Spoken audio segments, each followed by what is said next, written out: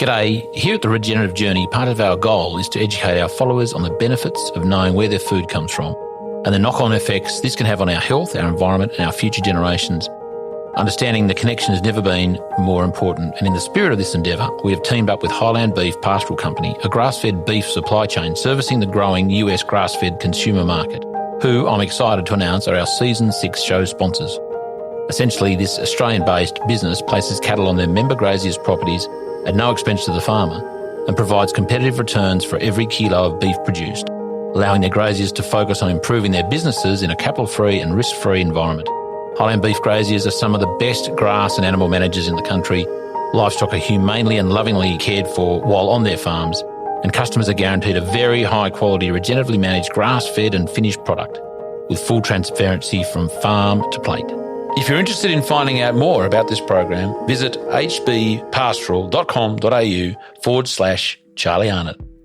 The whole regenerative farming movement is exactly in that position now. Okay, we've had 70 years of industrial intensified agriculture where we've sort of had the hubris of saying we can just put more on, whether it's cultivation, fertilizers, biocides, irrigation, you name it. And of course, yes, we can get higher yields, but the quality, the nutritional integrity of the plants we're growing isn't anything like they were in nature. We can come back to that later. But also we've got a very vulnerable artificial landscape as a consequence. And now with climate extremes intensifying, this is being tested. That was Walter Jehne, and you're listening to The Regenerative Journey. From wherever we are, we acknowledge the traditional custodians of country throughout Australia, recognising their continuing connection to this land, its waterways, the stars in the skies since time immemorial. We pay our respects to the elders, knowledge holders, and to all the generations of First Nations peoples who have nurtured their unceded sovereign lands for over 80,000 years and continue to do so today. G'day, I'm your host Charlie Arnott, an 8th generational Australian regenerative farmer. And in this podcast series, I'll be diving deep and exploring my guests' unique perspectives on the world so you can apply their experience and knowledge to cultivate your own transition to a more regenerative way of life.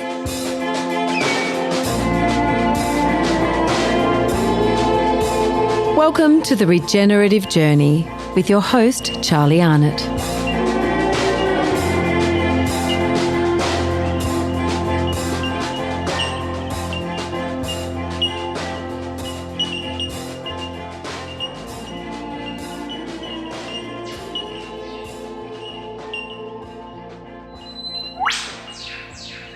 G'day, welcome back to the Regenerative Journey, and this week's guest is Walter Jehne, ex-CSIRO scientist, based in Canberra, fascinating chap. Before I bang on about how wonderful Walter is, and his if anyone was at the RCS conference in July in Brisbane, the Convergence conference there, you will know what I'm talking about. Walter is hilarious. His quote of the conference, the rootability of soil, brought the house down. He did reference it in this interview. But before we keep banging on about Walter, I just want to reference a couple of quick things. I'll make it a quick one this time. mRNA vaccines for animals, cattle and sheep, ruminants, for foot and mouth. That's been in the headlines recently. You might be hearing this a couple of weeks after I've recorded this, in which case there might be more in the headlines. Do not understand why anyone thinks that's a good idea, given the, dare I say, failure of the mRNA technology in preventing or mitigating against illness, and certainly was the catalyst for many injuries, vaccine injuries, I would suggest, in the human population in the last couple of years, and still continues to. Why the hell do anyone think it's a good idea to create an mRNA vaccine for foot and mouth? Two things. That technology, what's it do for the animals in terms of, what's it do for people eating those animals? You know, for cattle, is this part of some crazy conspiracy to stop us from eating meat? Maybe, who knows? But quite seriously, like if animals are being injected with that, for whatever reason, whether it's mandated or just, farmers think it's a good idea just to be safe because they're scared of foot and mouth. I don't want to be eating that meat. I'd like to know, any meat that I'm buying, which is not a hell of a lot, but you go to a restaurant. I mean, I just don't like the idea of eating that meat for lots of reasons. Don't know that's something I want to be consuming. The other thing is too, I thought that certainly with the conventional vaccine for foot and mouth, that if an animal's been vaccinated with it, inoculated, they basically are deemed having foot and mouth, in theoretically, which means they can't be exported anyway to other countries. So if we were to mRNA-inize all our cattle for foot and mouth, what does that do for export industry? And back to my first point, who'd want to eat that anyway? Big things, interesting times ahead with that. They just don't quit, do they? It's, just when the whole pandemic seems to be gone, a bit quieter, and maybe there's some sensibility in the ranks of where people are making decisions about our health. I did hear the other day there was some whisper of lockdowns at Christmas time. I was like, really? Is the general population going to put up with that crap again? Haven't we all learnt enough that it was a complete waste of time? The economic, the human health, the mental health, the death, the whole thing, that whole bag. And then someone has the gall to go, yep, maybe it's a good idea we lock it down at Christmas. Once again, holiday period. I don't know, unbelievable. Am I the only one living in a parallel universe here?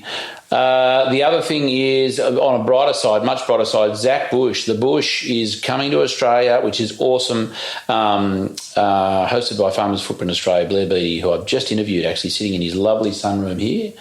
In the Northern Rivers of New South Wales, I have, hot off the press, because it's been advertised. I think Byron Bay is a sellout already. He's going to be, that's on the, I think the 6th of December. The 2nd of December, he's going to be in Sydney. I think he might even fly in that day. It's a big call. Sunday, I have the pleasure of interviewing Zach in Byron Bay, at the farm at Byron Bay. He probably would have flown from Sydney, so he'd be bloody exhausted, but he's a bit of a machine. And then Monday he's going to be in Brisbane, I think, and then on the Tuesday the 6th he's going to be back in Byron Bay. We are running a biodynamics workshop on the Monday, Tuesday, on the 5th and 6th as well, so I don't know. Maybe there might be a crossover there. Who knows? We might be able to get Zach to pop in and say good day. Because he'll be at the farm, I think, at the same time. I don't want to say too much because I don't know all the details. And then he's off to Melbourne for a few days. 10 days here. I know our West Australian friends are understandably a bit dark on the fact that he's not heading over there. He's only here for 10 days. It's the first time he's been here since March 2020, because I know that for sure, because it was the week the world went to the shit. He just got home with a day spare when all that went to put there in the COVID world, and that all hit the fan. So lovely to have him back in the country, and we want to make it such an enjoyable experience that he wants to come back twice a year as part of his role in Farmers Footprint Australia and his influence and on agriculture in the world, and certainly Australia. I can't wait to have have him here in Australia. It's been a long time coming. That's probably enough chitty chat for me about that stuff. Over to Walter, caught up with him at the Australian National Botanic Gardens there in Canberra, which he was instrumental as a student when they established basically the rainforest there, which is not a rainforest area by any means in Canberra. But what he did do was there when they put in just checking my levels here again. They recreated a rainforest area in dry sclerophyll forest in Canberra. It was fascinating. It's still there all these years later. So we had a chat there. Fascinating guy. Loved his chat at the RCS Convergence Conference. The way his articulation. He's such a intellect, which can be a liability for some who can't articulate and sort of express themselves, but Walter has no trouble doing that at all. He makes very potentially complex concepts and principles very easy to understand. We talked about methane. I ran into, I think, I've been following him for a while, but Walter around Maloon Creek probably 2.5 years ago now.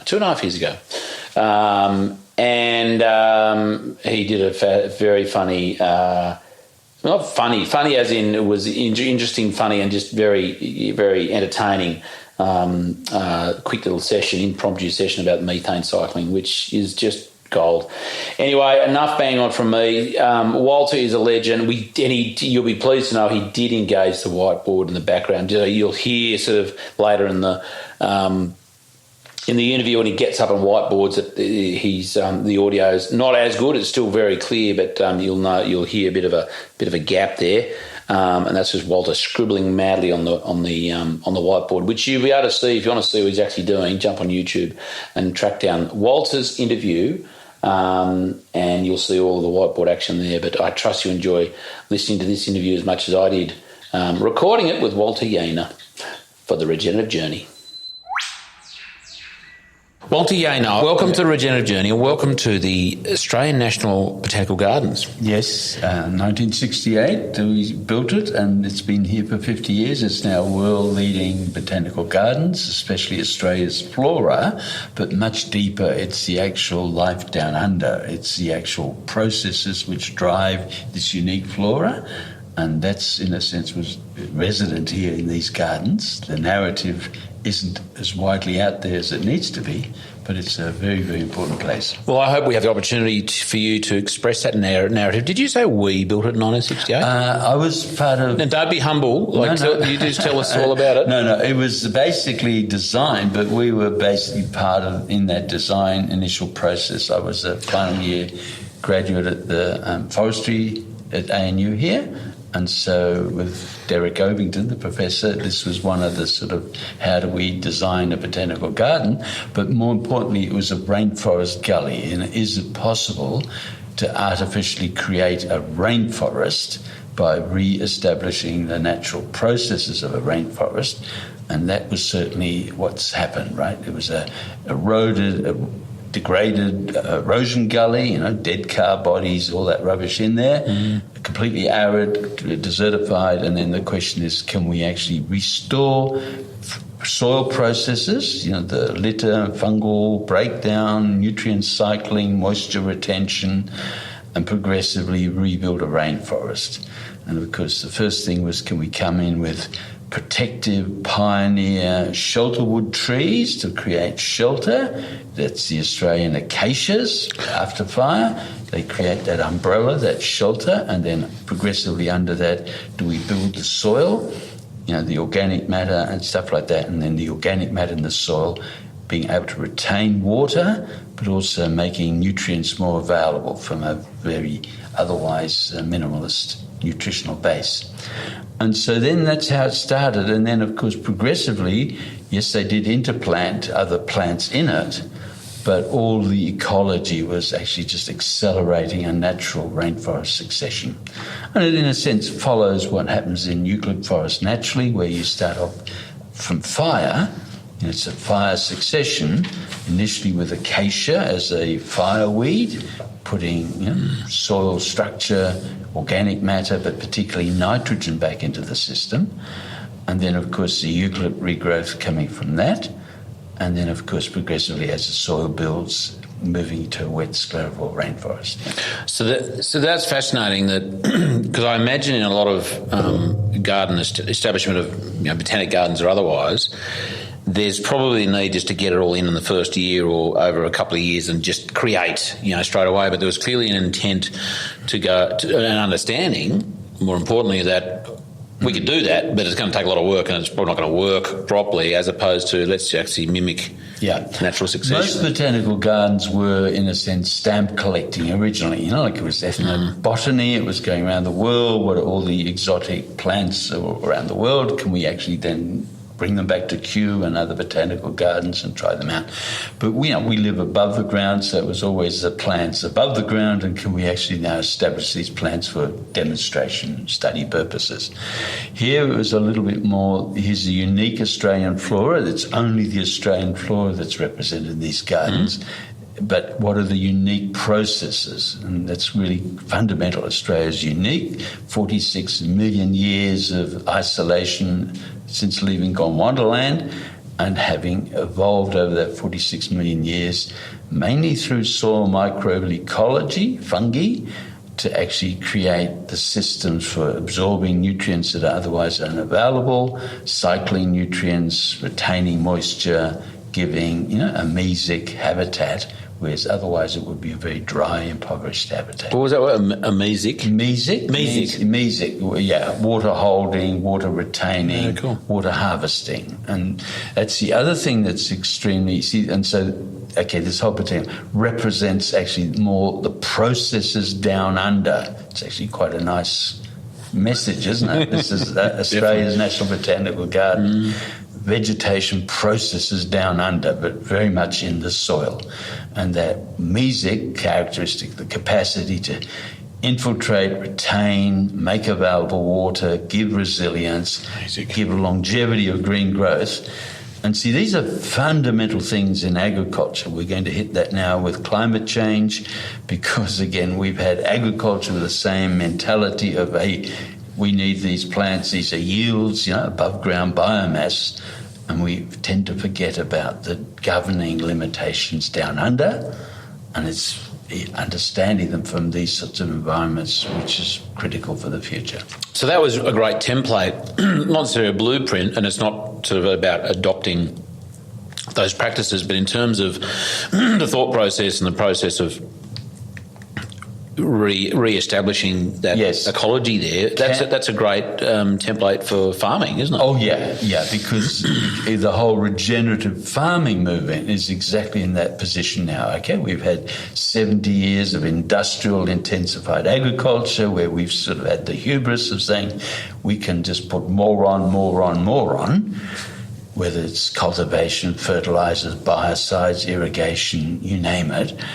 And, of course, yes, we can get higher yields, but the quality, the nutritional integrity of the plants we're growing isn't anything like they were in nature. We can come back to that later. But also we've got a very vulnerable artificial landscape as a consequence. And now with climate extremes intensifying, this is being tested. It's also being tested because after 70 years, that industrial agriculture has basically been oxidising carbon from the soil, breaking down soil structures. Oh, what's happened there, Walter? Oh, sorry. I don't want to catch you on a roll. My video's just gone off, and I'm wondering whether I'm out of memory. Okay. The bloody thing. I hope not. I've got a feeling it might be. I've got to keep an eye on that. Okay. That's okay. I'll just keep an eye. If it's not, I know what I can delete. Okay. It just might take me a minute because I want to capture the whiteboard action. Yeah. No problem. And so basically that's what we've been doing with industrial agriculture. But the biggest thing that we've ignored, which is now becoming critically important because it's a point of agency we've got, is restoring that soil health and the soil carbon, the soil structure, but not just physically, but the functionality in terms of water holding capacity, biofertility, resilience, microbial ecology, rootability. People get excited about rootability. I don't know why. Plants can't grow without it. We wouldn't be here without it. But the point is that, that's really where the guts of terrestrial ecology and terrestrial biosystems are. That interaction between, the actual dead mineral soil, the living microbial ecology, and then, of course, the symbiosis with the roots of plants, and then plants, of course, fixing carbon, producing oxygen, making this whole terrestrial ecology possible. That's a wrap. Pretty much. That's it. Yeah. That's what it all comes down to. I'm trying to push that back a bit. Yep. No, look, and it's in a way so elegant, so simple. And totally. Nature sort of just did it. Yeah, basically 420 million years ago. Yeah, we just had oceans with, of course, life in the oceans teeming away. But the land was just bare, hard rock, which is basically no life on land. And it was basically limiting growth biosystems because it was nutrients that were limiting life in the oceans. They were being leached from the rock, but that had been declining. The rocks had been weathered. So life being very competitive and expanding said, hey, I've got to get onto that land because I've got to go there and solubilize nutrients because that's the limiting factor. And, of course, it was then the fungi growing from the estuarine eggs because they're fine, hyphal tubes, which have got the capacity to transport nutrients, but also to colonize. And it's then the fungi colonizing that bare rock, solubilizing essential nutrients from those rocks that then enabled life to extend onto land. But the fungi, like us, they're heterotrophs, they're basically proto-animals, and they can't photosynthesize. They can't fix their own sugars. Only plants and algae can do that, and some bacteria, but it's basically the plants. And so the fungi then very quickly formed symbiotic associations with algae, and of course we see those everywhere. That's our lichens. So here's the lichens, and they're basically that initial soil-forming terrestrial biosystem pioneer species. And, of course, they're still all over the planet, continually breaking down rock, timber, concrete, you name it. The lichens are sort of solubilizing still now. And see, these are the sort of process fundamentals that, in a sense, underpin, biofertility, soil formation, everything. And that's what this garden is trying to illustrate in part, but also that's where agriculture has to go. How do we get back to fundamentals to now restore, regenerate those degraded soils, because we've been basically just mining that soil capital, and basically just degrading that soil, collapsing it, losing water holding capacity, losing biofertility. We've got to say, okay, how do we use these natural processes to restore, regenerate, rebuild productivity, rebuild resilience? So just like, this is great, Walter. I've been so looking forward to this conversation. I'm just going to move that all across to see more of you than me at this point.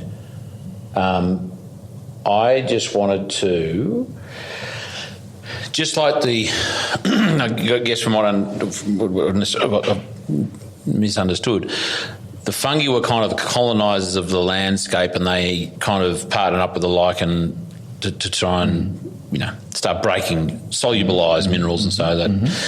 Is it similarly that as farmers trying to improve our landscape or help heal our landscape that potentially the fungi and the lichen are our best friends right now to do that? Yes, look, absolutely, Charlie. It's exactly the same process. It's exactly the same fungi that are doing it. And yet we've got to rebuild healthy, structured soil, because that's where our water, our nutrients, our rootability, our microbial ecology, disease protection, resilience, productivity comes from. And, we've just got to basically rebuild it. And in a sense, through industrial agriculture, we've been degrading those soils and bringing them more and more back to that arid, bare landscape. In fact, we have, because there's 14 billion hectares of ice-free land on this planet. They're not making any more of it, but of that 14 billion hectares, we've already turned 5 billion hectares into man-made desert and wasteland. Okay, that's getting on to 40%. And with climate change, we risk of aridifying dramatically, rapidly, some of the 1.5 billion hectares of cropping land that we use for all that food production, and some of the residual 5 billion hectares of savanna woodland through. And they're very vulnerable because of overgrazing and vulnerable ecosystems. So we risk actually aridifying landscapes in a very serious way. And of course we're seeing that all over the planet, like Syria, the Fertile Crescent, 10,000 years ago, the cradle of Western agricultural civilization. You go to Syria now, you're basically seeing this arid wasteland. All the farmers have abandoned their land, had to move into cities, Damascus, Aleppo, social collapse, chaos, and of course political strife. So here we are, the cradle of Western agriculture, and it's now a desert and social collapse. Jared Diamond described that very, very well in his book Collapse. Basically, we've had over 20 civilizations throughout, human history. Over 20 of them have basically collapsed, often in 300-400 years, as they've degraded their soils, and with degrading their soils, their hydrology, biofertility, capacity to produce food. So they either collapse societies, or otherwise the societies have to take up arms and invade other people's lands to colonise those, which of course has been a big part of our history. Agriculture's got a lot to answer for, hasn't it? Oh, well, yeah, but no excuses. We don't have to apologise. We need to live, like everything has to live, therefore we have to eat, therefore we have to grow and do that. But the point is that we have a brain, so we need the wisdom. And we say, look, rather than just extractively mining, plundering, and then exhausting these resources on a finite planet, we can actually regenerate them, and we can wisely enhance and ever increase their productivity. So this is, again, something that this botanical garden epitomises.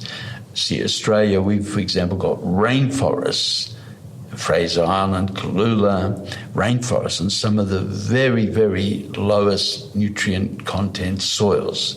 So this paradox of the world's most bioproductive terrestrial ecosystem effectively growing on crushed glass, silicon dioxide, next to zero nutrients.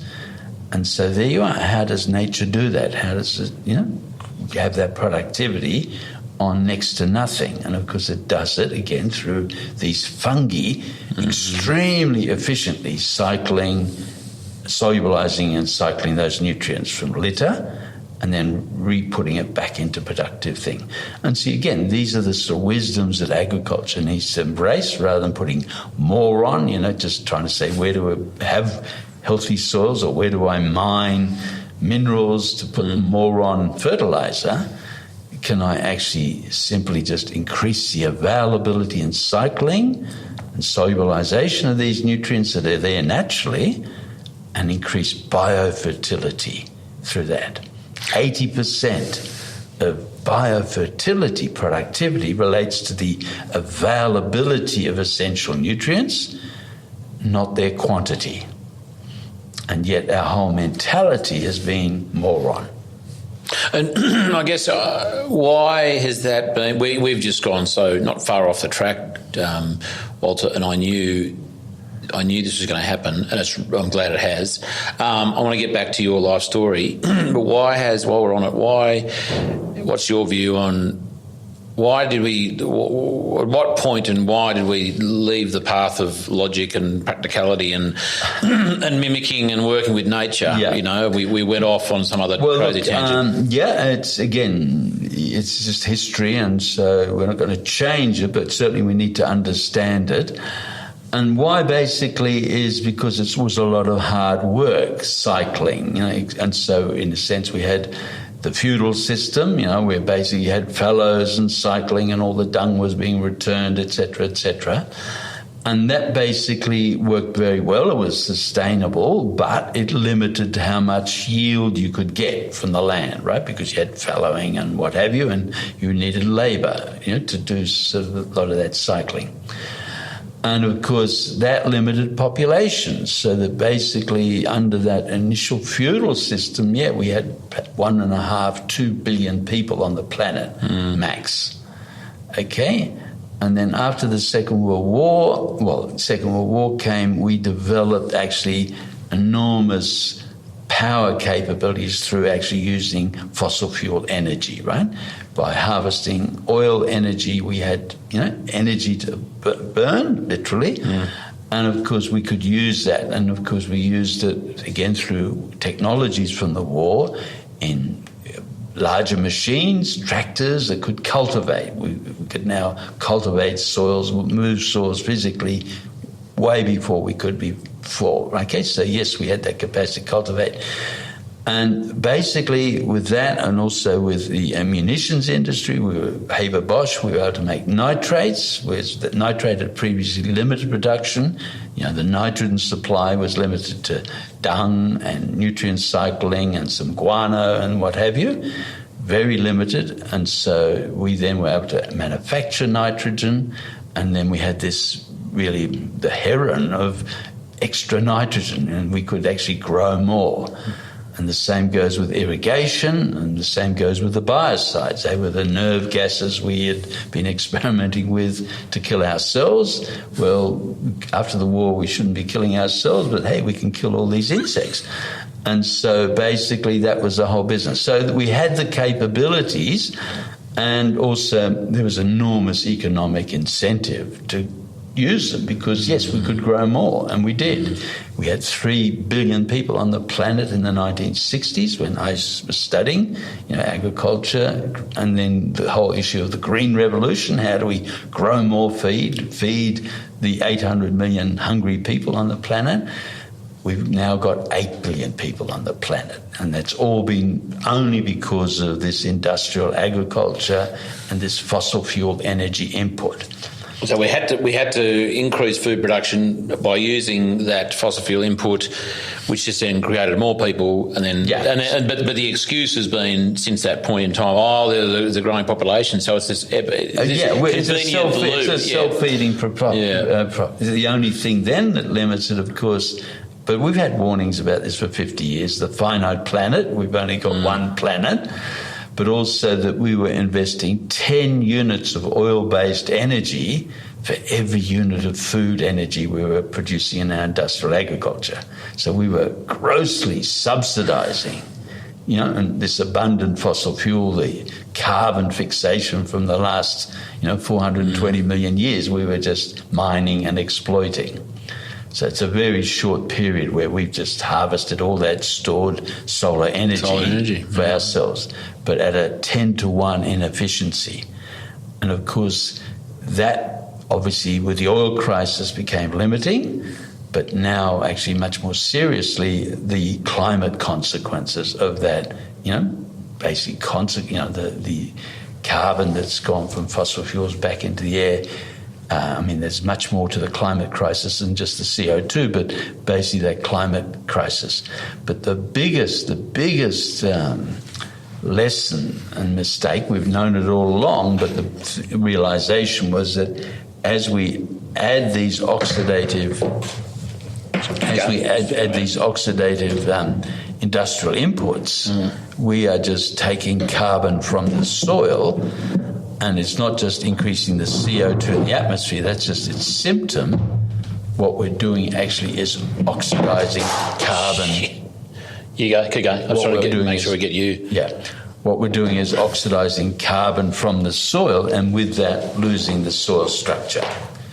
And it's that loss of soil structure, water holding capacity, biofertility, rootability that's really now hitting us. We have, as we said, we've created 5 billion hectares of man-made desert, and we've basically oxidized half of the soils in our residual agricultural system.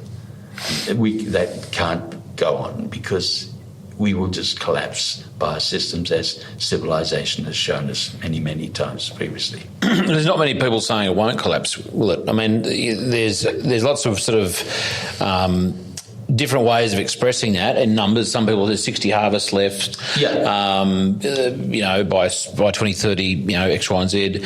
But I don't know there's many without sort of specifically talking about atmospheric carbon as a consequence of that. Just looking on the ground with, erosion, soil degradation, deforestation, desertification, there's not many people who could say, no, we're actually, getting better. It's a bit of an art. I mean, we are in parts, but in terms of the scorecard's looking pretty ordinary, isn't it? Right. Well, more than ordinary, it's going to collapse. Except, of course, we as humans have the capacity of intelligence or wisdom, understanding, science, and therefore, there's been this innovative group of individuals that said, no, this is not sustainable. We need to change. We need to regenerate. We need to rebuild. We've got to go back to natural fundamentals. And so it's a very, very positive message that we've got. But basically, it's at the moment, it's basically just that 1% saying, hang on, this 99% business as usual can't perpetuate. We've got to stop. But yes, here are the tools, here are the case studies, here's the evidence. So very, very positive, because we can very rapidly change this whole situation around. We can feed the 10 billion people projected by 2050 in a higher quality, higher, healthier, higher value, equitable system. But we need to change, and this is the whole issue. It's about, yes, we have the knowledge, nature's given us all the tools, we can do this, but we need to be prepared to change. And that's the big challenge for Homo hubris. Does it recognise that, and does it give itself enough time to make the change? Because sure, we can accelerate it, but it's still, say, a decade, 2 decades for a transition. And how close to the edge do we go before that becomes impossible?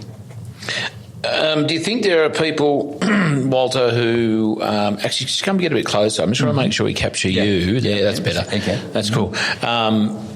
Do you think there are people who aren't excited about the opportunity, or not excited about the prospect of nutrient-dense food, being able to feed 10 billion people with that nutrient-dense food, and be able to improve the quality of the ecology of the world at the same time? Look, I think everybody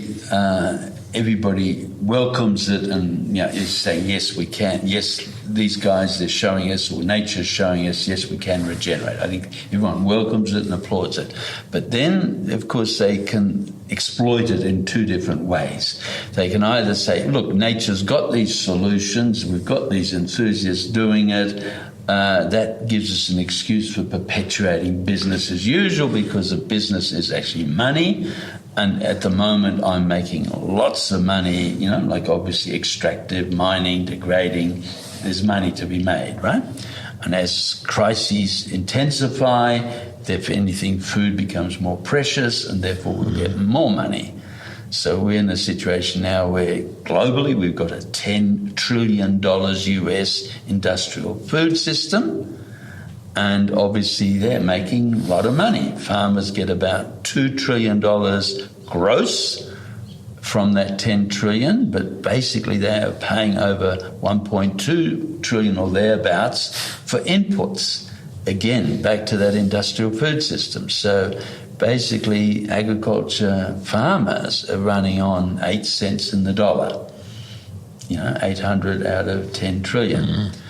And so there's lots of money, and so there's a lot of incentive not to perpetuate business as usual.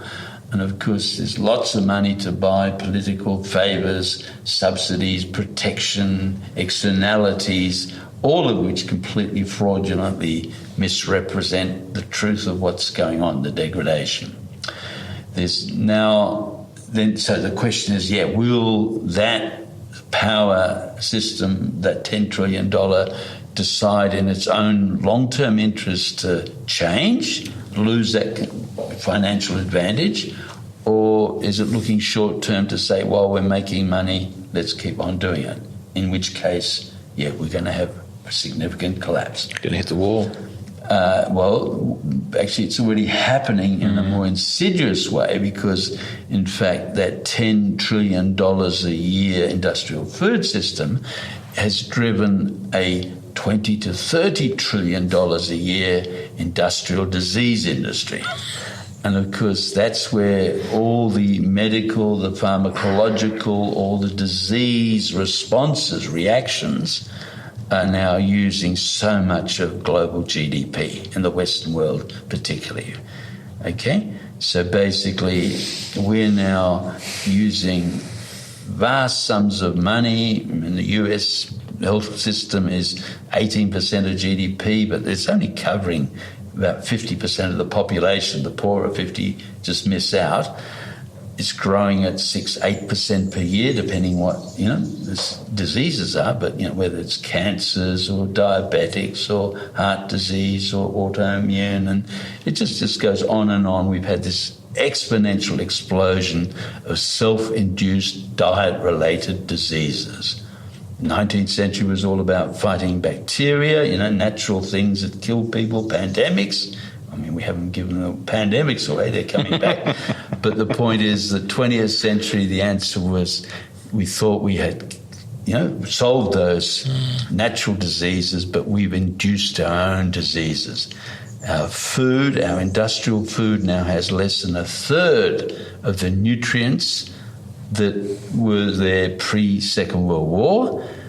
But the whole nutritional integrity, much more than the nutrient density, the whole nutrient integrity, the balance of 40, 50 essential elements that we need for our biochemistry, we need for our preventative health, has been completely bastardized. So we're now getting food saturated with NPK, nitrogen, phosphorus, potassium, sulfates, sodium, if it's acid, aluminium, cadmium, and what have you, but none of the essential trace elements and micronutrients that we need for our health.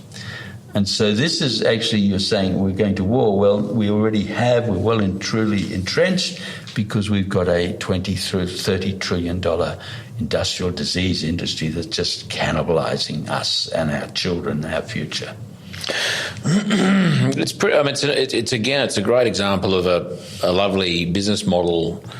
Money-wise, it's very lucrative. Very lucrative. Very lucrative. Create the illness through shit food, and then have the so-called solution or the cure, not even the cure, but you're driving demand. You see, and you think of, look, there's a person and they work their whole life and forever they work, and then you say, look, I've captured their total energy, both in working to produce things, but then I've also captured their income because basically now they're locked into these diseases, and I can just bleed them from the disease point of view. So they spend a lot. I don't know what percentage of an income a family might spend on food, and obviously there's good food and bad food, but then that's a reasonable proportion, I imagine. Again, depending on it used to be about naturally 25%, but because the industrial food system has been making food cheaper and cheaper, it's basically now 10%, down to about 10%, like in Australia. But other countries are on average probably about 15% industrial countries, right? Poorer countries, of course, they're still spending much more on their food. But basically, because we're getting cheaper food in every sense, lower quality food, the actual money has moved into the health disease industry. So now we're putting 18% in America of GDP into health costs for 50% of the population. And just on the GDP, it was great timing because I spoke with Catherine Trebeck, this morning, and you met her just there before.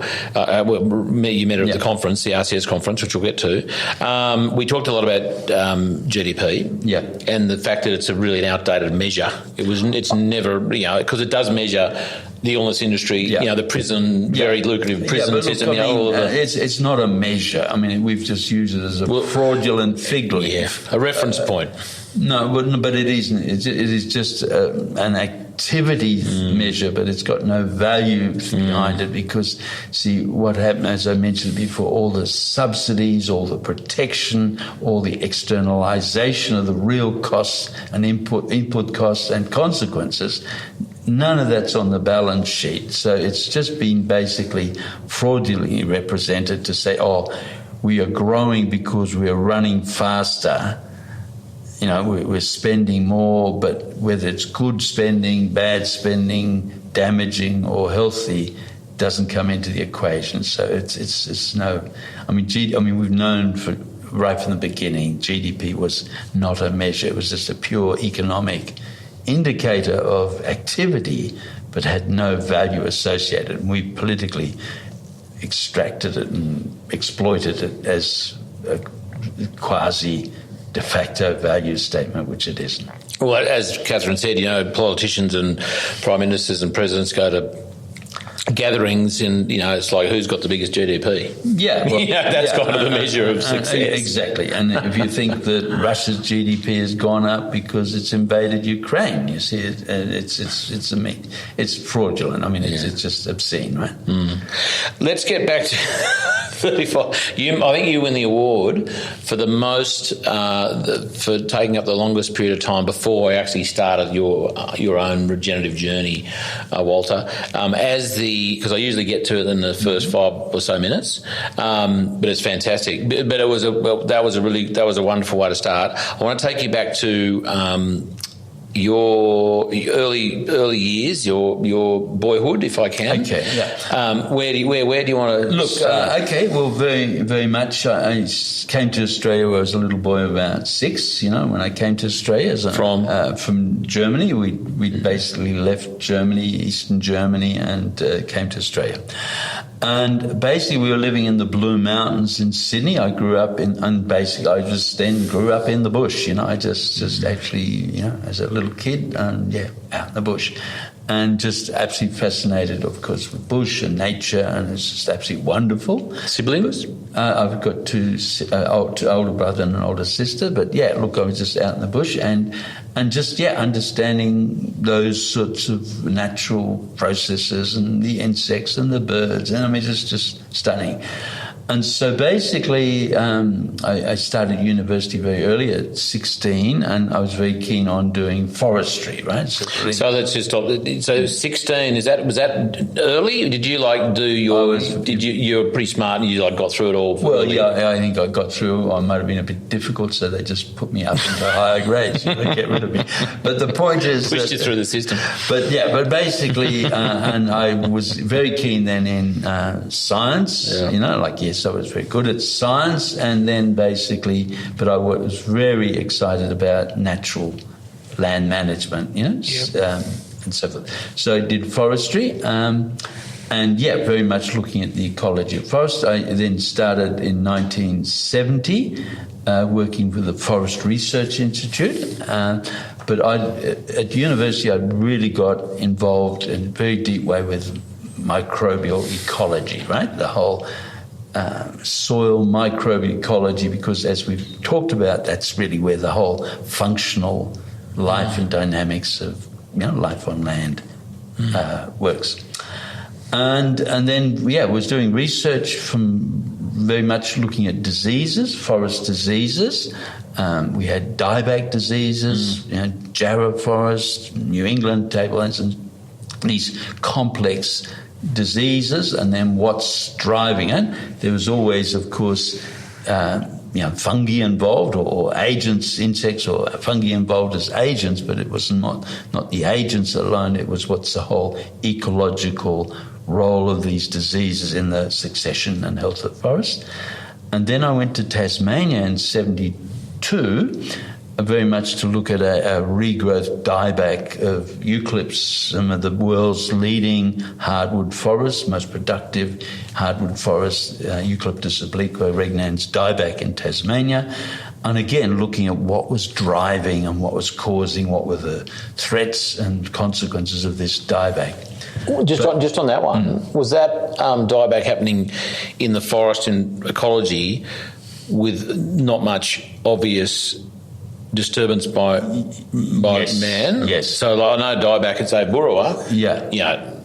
It's only 3%. Okay. So that was mainly from understanding, superphosphate and pasture and isolation. That was all part of it. That superphosphate, pastures, mycorrhizal destruction, and then dieback was part of the New England dieback. It's part of our woodland grazing dieback. Yeah. But no, in Tasmania it was pretty much natural forest. They had been logged, but in a pretty minor way back in the 1890s, etc., turn of the century.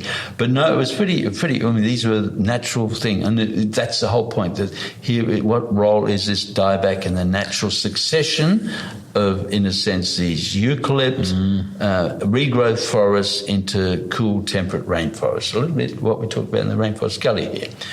And it was then very clear that, look, this is actually a successional development of the forest. So in nature, in fact, there's no such thing as disease. And this is pretty profound, you see.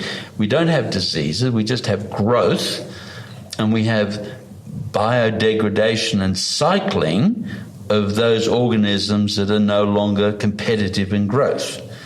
But obviously it's making space and it's providing the nutrients for the more growth. So, you don't think of it as a disease. It's just a natural, everything that grows biodegrades. You've got to always see that as balance. And this is just biodegradation. These are the agents of biodegradation. So they came to understanding dieback as, not just here's a disease, how do we kill the fungus, but how do we understand this dynamic and how do we use that dynamic and grow with it?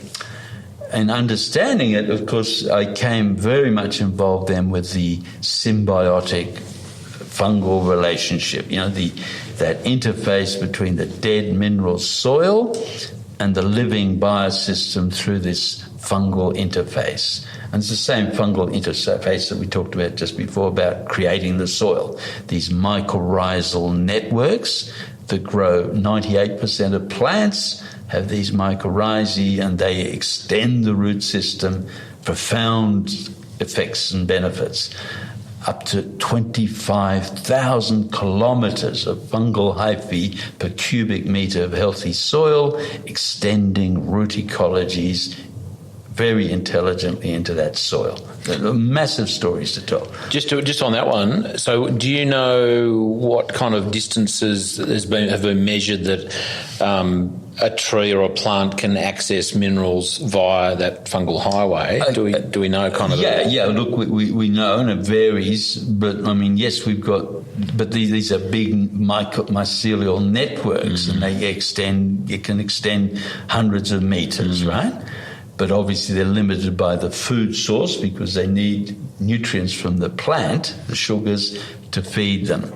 But the networks then extend. The largest organism on the planet is in fact a mycorrhizal network in Oregon, and it's basically, hectares, tens and tens of hectares in size, right? But it's much more profound than that because it's this actually interface between the dead mineral world, often toxic world, and life. And it's this membrane interface. Each centimetre of these hyphae, of course, a membrane tube, and they've got a selective, intelligent uptake of nutrients across that tube. They solubilize, access, uptake, cycle nutrients across that tube. And, of course, they're doing that selectively, intelligently. And so that's where the whole nutritional integrity of plant systems comes from, that selective, intelligent uptake, active uptake across these membranes. And, of course, that's then governed the nutritional integrity of the fungi, but also the plants. And, of course, we've just evolved as basically herbivores living on those plants. So it's exactly our nutritional integrity as well. So, where there's 96 natural elements in the periodic table, some 40, 50 are seen in biology. We know about 30 of them and have identified about 35 as essential nutrients. Most of them as trace elements, parts per billion, but they all have fundamental things. And it's these fungi that are giving us the integrity, the right forms, concentration, ratios, balances of these 40, 50 essential nutrients. And that's governing our preventative health. And, of course, our industrial agriculture since the Second World War has effectively destroyed that mycorrhizal network because of cultivation, over-fertilization, biocides, bare fallowing. And, of course, we are now living on a completely corrupted, different nutrient integrity or no nutrient integrity. It's a totally different nutrient uptake process. Let's get back to the forest. Yeah. In Tassie, I love that it always gets back to that. And I know I've heard you speak a number of times, Walter, and that's the wonderful thing about you, is that you're not isolated in your thinking just about soil and, soil life and everything. At the end of the day, we eat food. Mm-hmm. Everything on this planet eats, so to speak, or consumes, and that's been, from the humans, our species point of view, that has been the biggest issue, I believe, is the fact that we are getting sicker as a species, aren't we? Yeah. And it is. It just comes back to the soil, and it's so simple. It really is simple, isn't it? Yeah. But there's so many forces, seen and unseen. And when I say that, there's obviously there's the biological forces and or the human intervention that is complicating it and keeping us sick. Yeah, well, look, I mean, and as you say, it's a war that we're really well entrenched in against ourselves, we are our own enemy, killing ourselves. As I said, we've got 8 billion people on the planet now, 2022.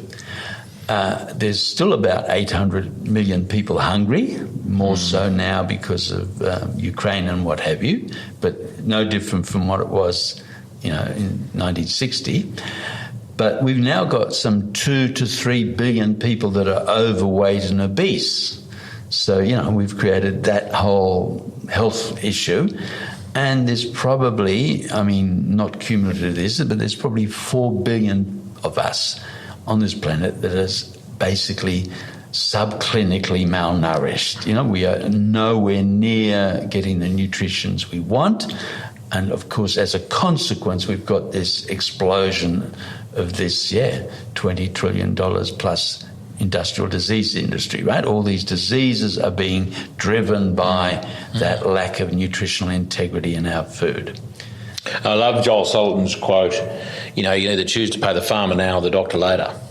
Yeah, or the undertaker later, because the doctors are still in the same disease business where they diagnose a disease and then they can sort of say, yes, I can prescribe these drugs, but all these self-induced diseases we don't have solutions for. No, that's a perpetual cycle. Back to the forest in Tasmania. So you were involved in studies down there. Yeah. And then where did you... Okay, well, look, basically I did my postgraduate work down there and really came to that understanding that, look, these are actually the fungi driving the succession of this planet, both from soil formation, pedogenesis, 420 million years ago, but also that accelerated succession. And it's actually these fungal, life down under that is actually the basis of this succession, and dieback is just part of that cycling. And of course, as the regrowth forest, 18, 19-year-old regrowth forest is now getting to a plateau stage, a site-limiting plateau, it's then stressed, it dies, and cool temperate rainforest then replaces. So it's part of a natural succession. We can then understand that, we can manage that. But what had happened is I'd been extremely then focused now on fungi, not as disease organisms, but these symbiotic relationships, but also these nutritional, bases. So then I was very, very fortunate. I got a contract with CSIRO again. Forest research had been taken over by CSIRO, but I got another contract with CSIRO, tropical crops and pastures in Brisbane. And it was basically in the 70s, and it was basically the oil shock. And the answer was, how are we going to actually create the nutrition for tropical Australia? We had basically brought in clover and superphosphate in southern Australia to actually, artificially create productivity in agriculture in southern Australia. And so the tropical crops and pastures challenge was, how do we actually, reboot or enhance the nutrition productivity of northern Australia? Particularly they're looking at how do we bring legumes into northern Australia? Are there exotic legumes and plants, or how do we enhance that natural productivity? And of course they were then very interested what was the role of these mycorrhizal fungi and possibly making nutrients, phosphorus particularly, more available to make those tropical rangelands more productive. So then I had sort of some very interesting work looking at the microbial ecology of northern rangelands, savanna rangelands, and of course that was coming then into the whole grazing ecology management, the whole succession of those forests, but also the role of these native mycorrhizae. And we actually had a wonderful opportunity to look at that whole natural mycorrhizal ecology of northern Australia. Do you think you guys did a better job at contributing positively to that ecology up there than, say, the pretty general rolling out of clover and superphosphate in the south? But yes and no, right? Yes, in a sense, by understanding that system, we sort of said, no, the idea of introducing an exotic plant per se isn't the answer. These systems are growing in very productive ways, as I used in the rainforest example from Fraser Island, which was work I was doing at the time, right? So no, we've just got to basically get our foot off nature, understand what makes these grasslands function so productively naturally, and how do we enhance that, rather than can we come in as homo hubris and actually change, the whole biota, etc., by some exotic thing. I think the understanding clearly of this, just as disease is an aberrant, the idea of I'm bringing an exotic plant into, turn this whole thing into a Garden of Eden is pretty naive as well, right? So I think that was that understanding, but also just understanding the power of this natural, unique soil microbial ecology in creating this system, but also regenerating it. Okay, so then after that tropical crops and contract, because then it was all postdoctoral contract work, I had another contract with Division of CSIRO Soils, again in Brisbane. We followed on, but there we were looking at actually directly regeneration. How do we use these mycorrhizal symbioses to regenerate degraded wastelands, arid wastelands, mining wastes, really primary moonscapes. Yeah. And how do we actually go back pedogenesis, soil formation, to actually use these fungi as building blocks for building soils and building biosystems. And so that was work with the CSIRO Division of Soils, following on from the tropical crops and pasture work. So tropical crops and pasture work, you were well versed in, I guess, soil biology and so on by then. But was that like a stepping stone into the more serious, specific, extreme degraded soils that you then moved into? I mean, that well, obviously partly was funding, CSIRO then, of course, had to sort of get grants to do projects. So, we basically got funding for that regeneration work. But basically the tropical crops and pasture story was already then coming clearly that, we've got to manage these natural ecologies, and then, the work of basically grazing ecology and, palatability. And it was looking then less at just exotics being the answer, to say how do we understand the natural ecology of these grasslands and range, So what were some of the techniques or recommendations that you gave, that you, gave to whoever you needed to give them to, or what rolled out as a consequence? It's not so much, we did this study to say, look, this is what the microbial ecology of these soils are from a mycorrhizal point of view. We had about 300 different isolates, and we looked at the capacity of these fungi to stimulate. It was the stylosanthes, a group of tropical legumes that we were looking at.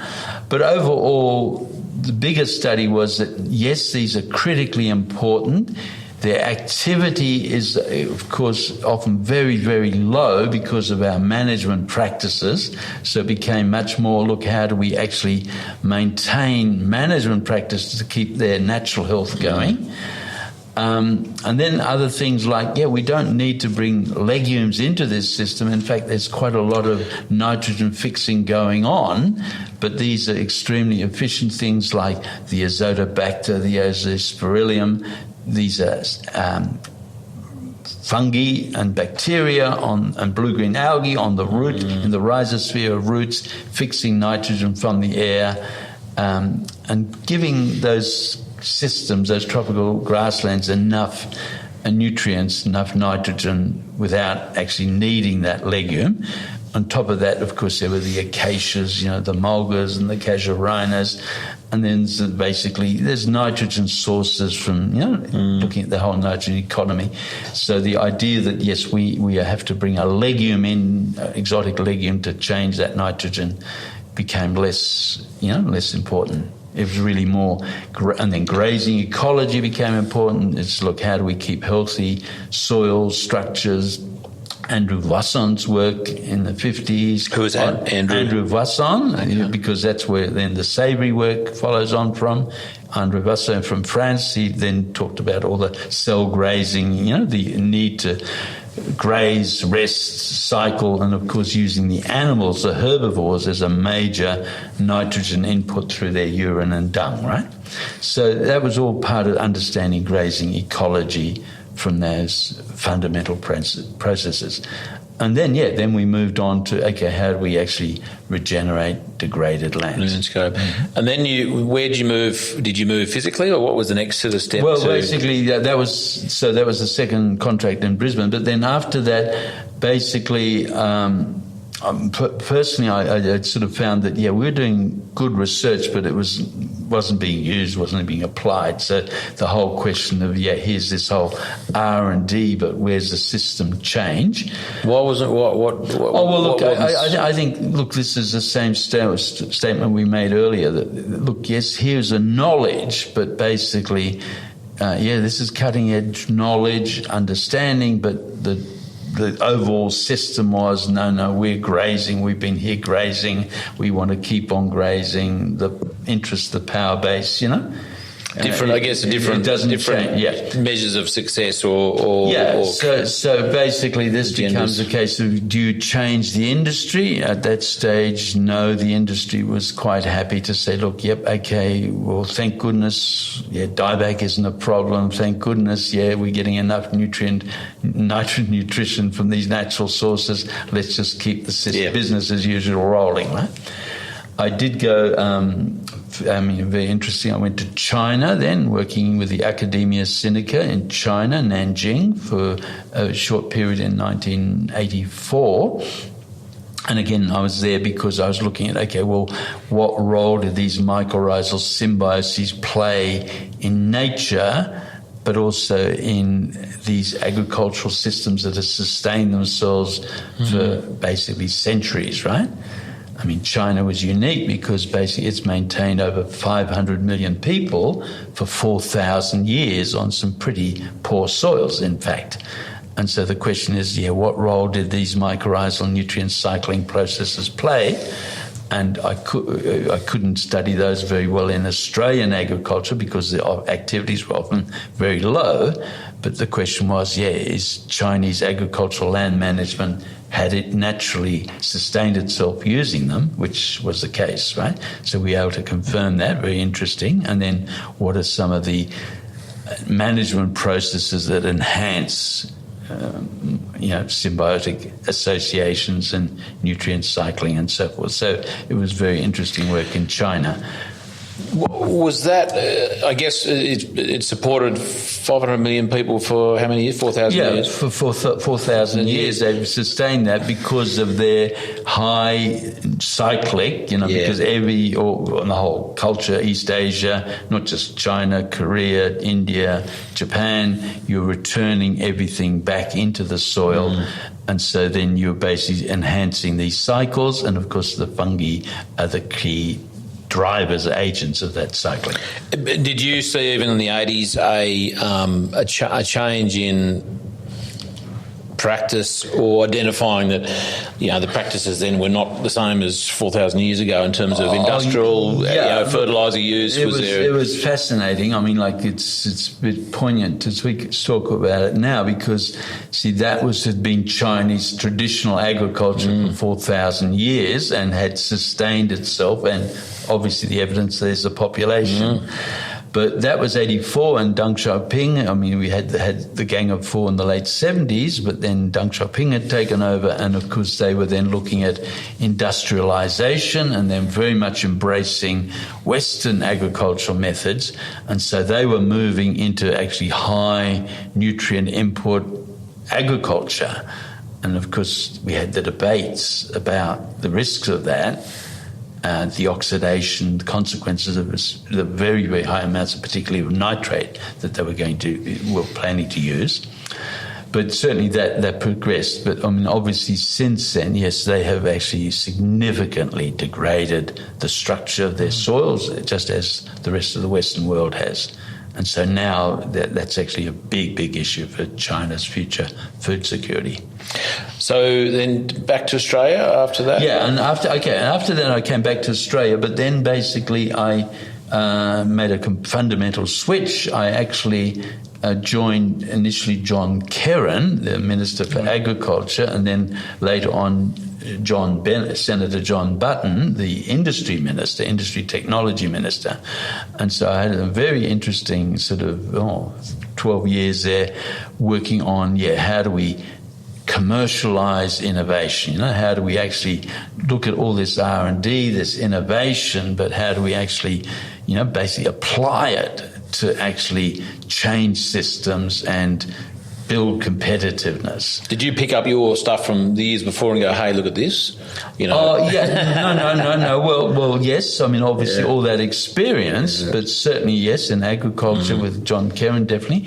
I deregulated the Australian Meat and Livestock Corporation, for example, to say, look, we've got to privatise this. They've got to sort of drive this as a new, protein industry for the future for Asia.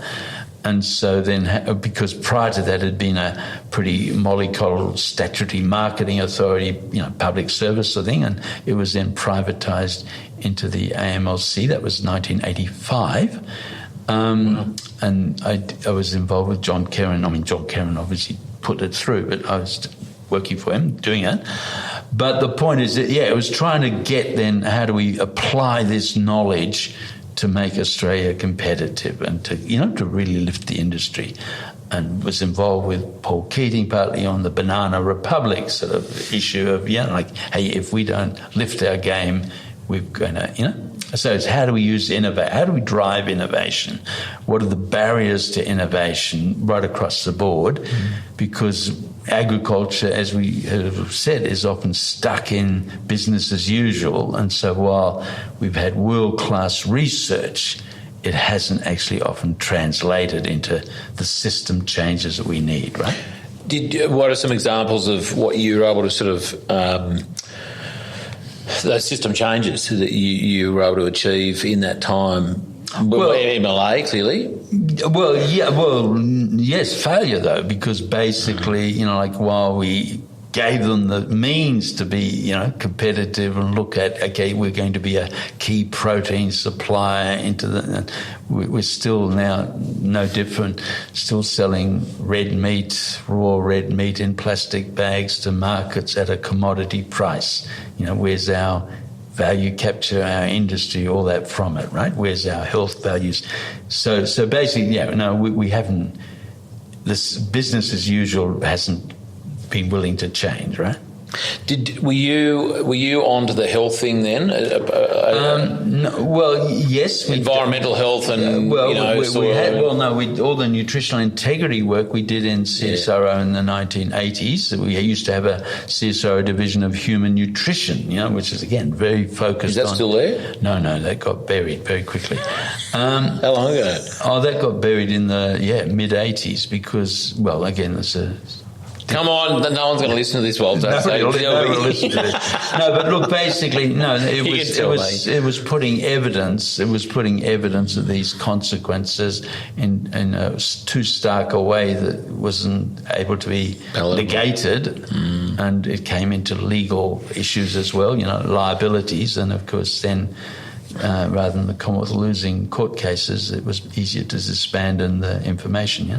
But that has now become a national liability in terms of health. Oh yeah, totally. Oh yeah, totally.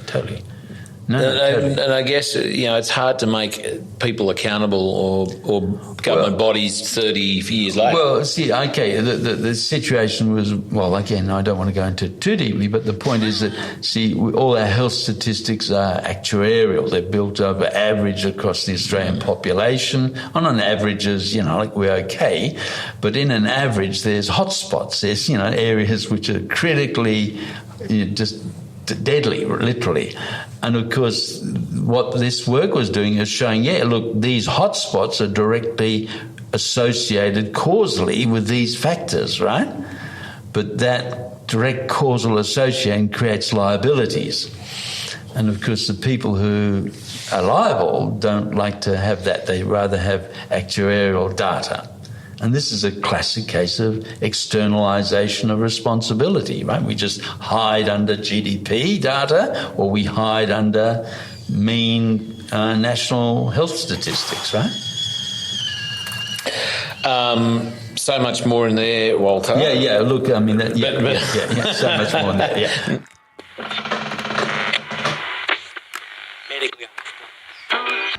Looking for more information to assist your regenerative journey?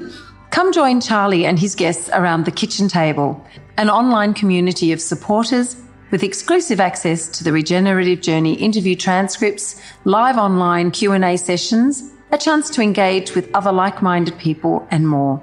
Go to www.charliearnott.com.au/the kitchen table.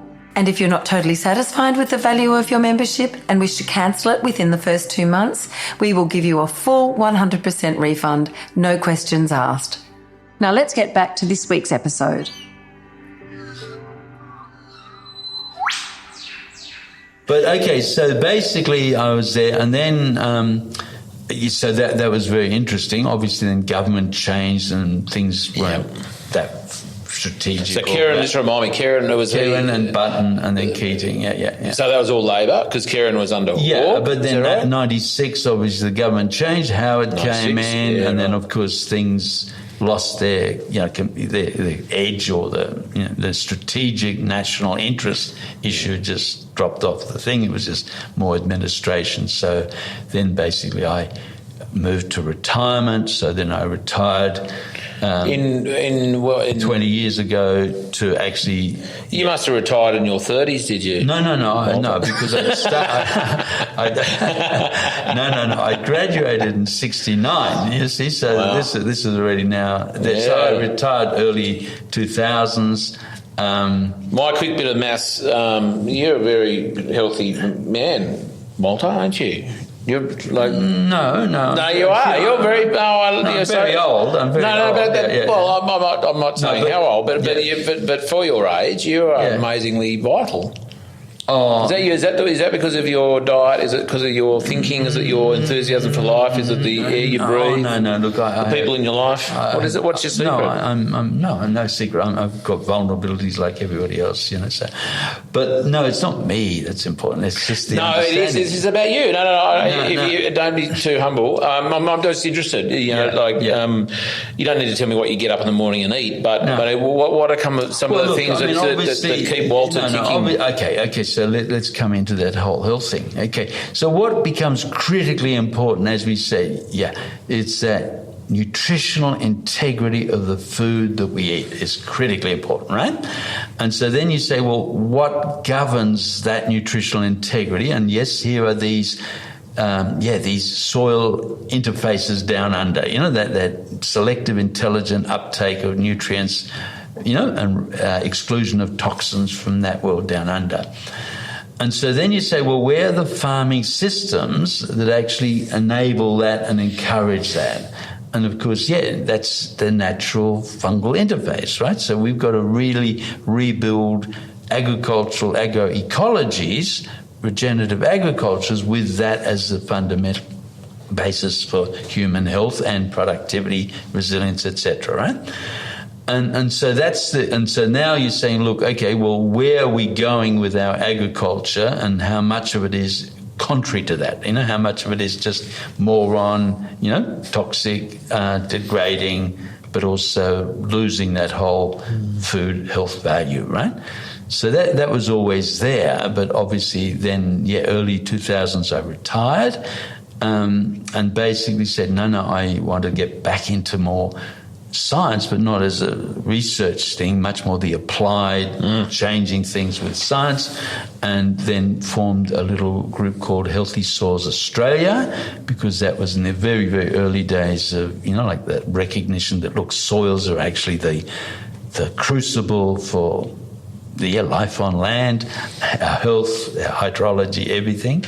And then, of course, the whole carbon story unfolded, climate change, carbon drawdown. So we evolved a long time, early 2000s, setting up that whole healthy soils message. Very much involved then, like when the Rudd government came in and the initial carbon, climate story. Were you funded? Did you get some funding? No, this was all independent. Just an NGO. Yep. From then on, you see, because now it's all changed. Once you get funded, you're basically you're owned by the funding criteria. And no, we've always been independent. But then, just following that on, then Michael Jeffrey, the ex-Governor General, retired in 2008. And then he requested and asked whether I could join him, on his Soils for Life message, right? And that whole narrative. And so we were very, very effective over the next 10 years, documenting case studies, here's the innovative leaders, here's the benefits, but also just progressing the awareness of this whole soil health and, soil regeneration message. Very much because of Michael, we're able to talk to ministers and what have you. And of course, nobody disagreed with the message. But I think it's, again, this point that, yes, you can talk to the blancmange, but nothing happens. It's just very sticky and sweet, but nothing comes out, you see? And so that's the point. Yes, Michael, wonderful. You're doing great work, wonderful talking points. Thank you very much, etc. Keep up the good work, etc. But business as usual. So, see, Charlie, the biggest issue is that, we've got such enormous locked-in inertia in the system. Our good friend Charlie Massey, for example, right, was doing his PhD at Fenner School here at ANU, and again was looking at, here is the innovators, why isn't the change happening? Why isn't it extending? And so the inertia in the system to change. So again, we have the knowledge, we have evidence, it's all there, the case studies, it's all there. But the point is the inertia, the protection of the status quo is still dominant, right? What's the trick? Not the trick, but how can we overcome that inertia? Well, okay, it's a tougher. Yes, we can and we must, but it's a tougher debate, right? Because the answers we have literally given, 15, 20 years. The information is there, the evidence is there, all pro bono, just people say, look, I need data with 3 decimal points, and no, they've never funded it. So, but it doesn't matter. The reality is there, right? And the answer is no, but business as usual still perpetuates itself. And now what's happening is that actually, systems are starting to collapse, right? And we knew that from 2015 onwards. We were very much involved with the Paris climate story, the negative net accounting to try and, again, stimulate change, make a, commercial viable basis for change. Can farmers get paid for their carbon on an open commercial market, global market? But again, that then got bastardized, right? And so change is not happening. It's talk, but no real change. But now things are starting to fall apart, like whether it's droughts, floods, wildfires, these dangerous hydrological extremes. From 2015 then onwards, we actually moved much more into the area of regenerate Earth, right? We're really saying, look, this is now lifeboat stuff, right? How do we actually build the lifeboats, the blueprints and models to actually just regenerate, stop trying to change business as usual and the status quo. How do we just build the viable lifeboats for regenerating biosystems. So when did Regenerate Earth? When did that come about? So basically, we formed it in 2018, but basically, after Paris and then on, then we sort of said, look, we've got to be much more just building grassroots empowerment lifeboats sectors. We then started working in India, Andhra Pradesh in India. Again, Vijay Kumar there, very leading, saying, look, here's zero budget natural farming. It's more or less just good, logical natural farming thing, but applying that. But really, how do we just get system change, grassroots happening, right? And so then, we moved into that Regenerate Earth space. Also partly from a climate point of view, as I mentioned right at the beginning, yes, CO2 is a symptom of the oxidation of all the carbon from our landscape, and then in the last 70 years from fossil fuel use, of course, but it's only a symptom, right? The real issue is that we've degraded the structure of the soil, we've completely degraded its hydrology, and it's that hydrological change which is really going to kill us, right? It's 95% of the heat dynamics of the planet is driven by water, okay? And we are now, and we've known it scientifically, but basically we are in all sorts of trouble with dangerous hydrological climate extremes accelerating. Floods, cyclones, hurricanes, aridification, droughts, wildfires. And they're the things that are now marching over biosystem after biosystem. How do we, I wrote some notes the other day there, how does, this could be a short answer or it could be 3 days, how does biology influence hydrology generally? Well, look, and feel free to use a whiteboard. Do you want to use a actually, probably bypass that a little bit. But no, look, let's do it. No, come on. Okay, let's do it because it's fundamentally, biology. It's the soil. Okay, the whole message, the simple message, the simple point of action is regenerating the Earth's soil carbon sponge. That's it, sponge. And once we can regenerate the sponge, we have hydrology, we have biofertility, right? I'll go to that in a second. And the only point is that basically we've got to say where is the point of agency to rebuild the sponge? And that is with farmers, grassroots, everywhere around the planet, just doing it, right? Land managers doing it, right? And it's very simple. And got to make sure that mic's might bring that. Yeah, that's good. Okay, that's good. It's very simple because, as we said with petagenesis, we start off with a rock. Okay, we just start off with, and the rock is made of mineral particles, and of course it might be phosphorus, it may be calcium, it's silicon or whatever, right? And of course that rock is inert because if you put a drop of water on that rock, of course it just runs off. Yeah, I can see that. Okay. Now, yeah. And so basically this is where we were 420 million years ago, where basically the land was basically hard, bare, mineral rock. Water used to run off. Some nutrients might have bleached, but it was basically inert. And it was the fungi that then basically growing onto this rock and solubilizing nutrients from that rock that ended up creating what basically ended up the same mineral particles. But now they were sort of, in a sense, broken up. So it was really a matrix, a three-dimensional matrix of mineral particles with then organic detritus, which is largely the fungal residues, from the fungal cell walls left behind, keeping it separate. And that's, in a sense, what we see as the Earth's soil carbon sponge. Is that like a glue? Was it kind of like it was? Just yes. Well, I mean, it was gluing and not as glue. There's gluing going on and stuff, but it's just if you just sort of take material. Okay, here's a rock. I grind it up. I've got the mineral particle. I mix it with organic matter, and there's a mixture. So I've got a loose sponge. Now, basically the data is very simple. 2.6 to 3.5 grams per cc is the volume-weight relationship of rocks, right?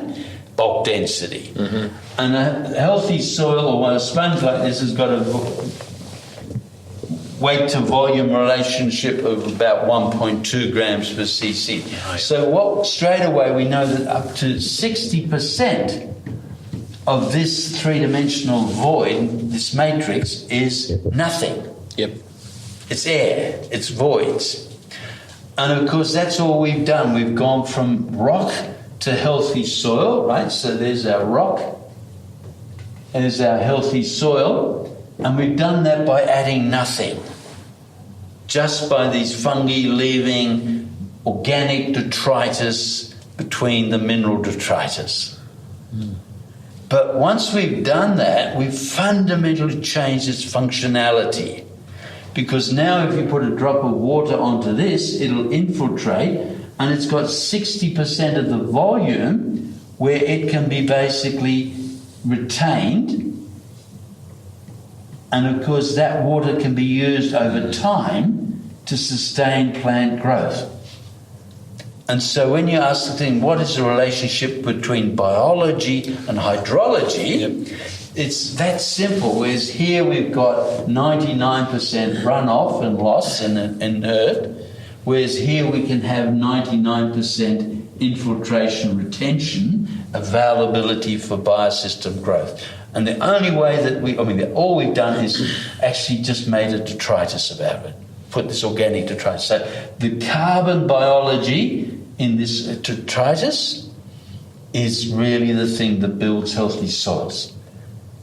And the same thing applies for biofertility. For example, if I wanted that calcium ion there, it's unavailable at the moment, right? But now that calcium ion is sort of completely exposed and it's all available for nutrient uptake. So basically I've increased the biofertility. I can increase that 80%, not because I've added anything more, simply because I've made what was locked up available. Yeah. So straight away you're saying, hey, if this guy's got now hydrology, he's got nutrient availability, he's got rootability, we're in a completely different productive opportunity. So your question, what relationship is biology to hydrology? It's that simple. Now, plants taking up that water, transpiring that up into the air, are directly cooling the planet. Every gram of water that transpires takes 590 calories of heat energy to go back up into the air, and that energy comes from the surface cooling the planet. Okay, and so now we're talking about climate, right? So this hydrology is also then driving 95% of the heat dynamics of the blue planet. And so we can regenerate this. See, this is a beautiful thing. The fungi are doing it naturally for 420 million years, and that's the process of now our job in agriculture. How do we rebuild these sponges? Because our industrial agriculture has been taking it back this way through oxidizing the carbon out of that. Taking the carbon out, collapsing the structure, making it denser, harder, less pervious, and moving it back to effectively dead mineral rock. So for farmers, Walter, who are looking to move their soil, developing it, so to speak, because in our biodynamic workshops we run, we talk about you can, if you want flies in a room, right, you can either bring a jar of flies and let them go. If they want to stay, they will. If they don't, they'll fly the wall. Or you put a bit of meat in the room. Precisely. And you bring it. So in that context, how does someone turn that into that? The fungal... Well, okay, right. So that's the next thing. I mean, obviously, here's the organic matter, which is carbon. And this can only come, obviously, from plants, right? Yeah. This carbon has to come from plants, taking CO2, water, sunlight, fixing that as sugars, and then, of course, exuding that as carbon. So that's why farmers come in, because they're the guys that are in the business of growing plants, maximising plant growth, right? And so you can grow healthy soils just by maximising plant growth, which is what we do in agriculture exceptionally well. But then what we must do is the carbon that we fix, make sure that that's sequestered and stored in these soils as building the sponge rather than oxidised back to CO2. So that's where our moron processes have all taken carbon out of the soil and back into CO2. And in a sense, again, I can draw this bigger, but see, 60% of the carbon nature already puts down under in roots and root exudates, and all of that carbon should and can readily be put back into stable soil carbon if we have wise land management practices.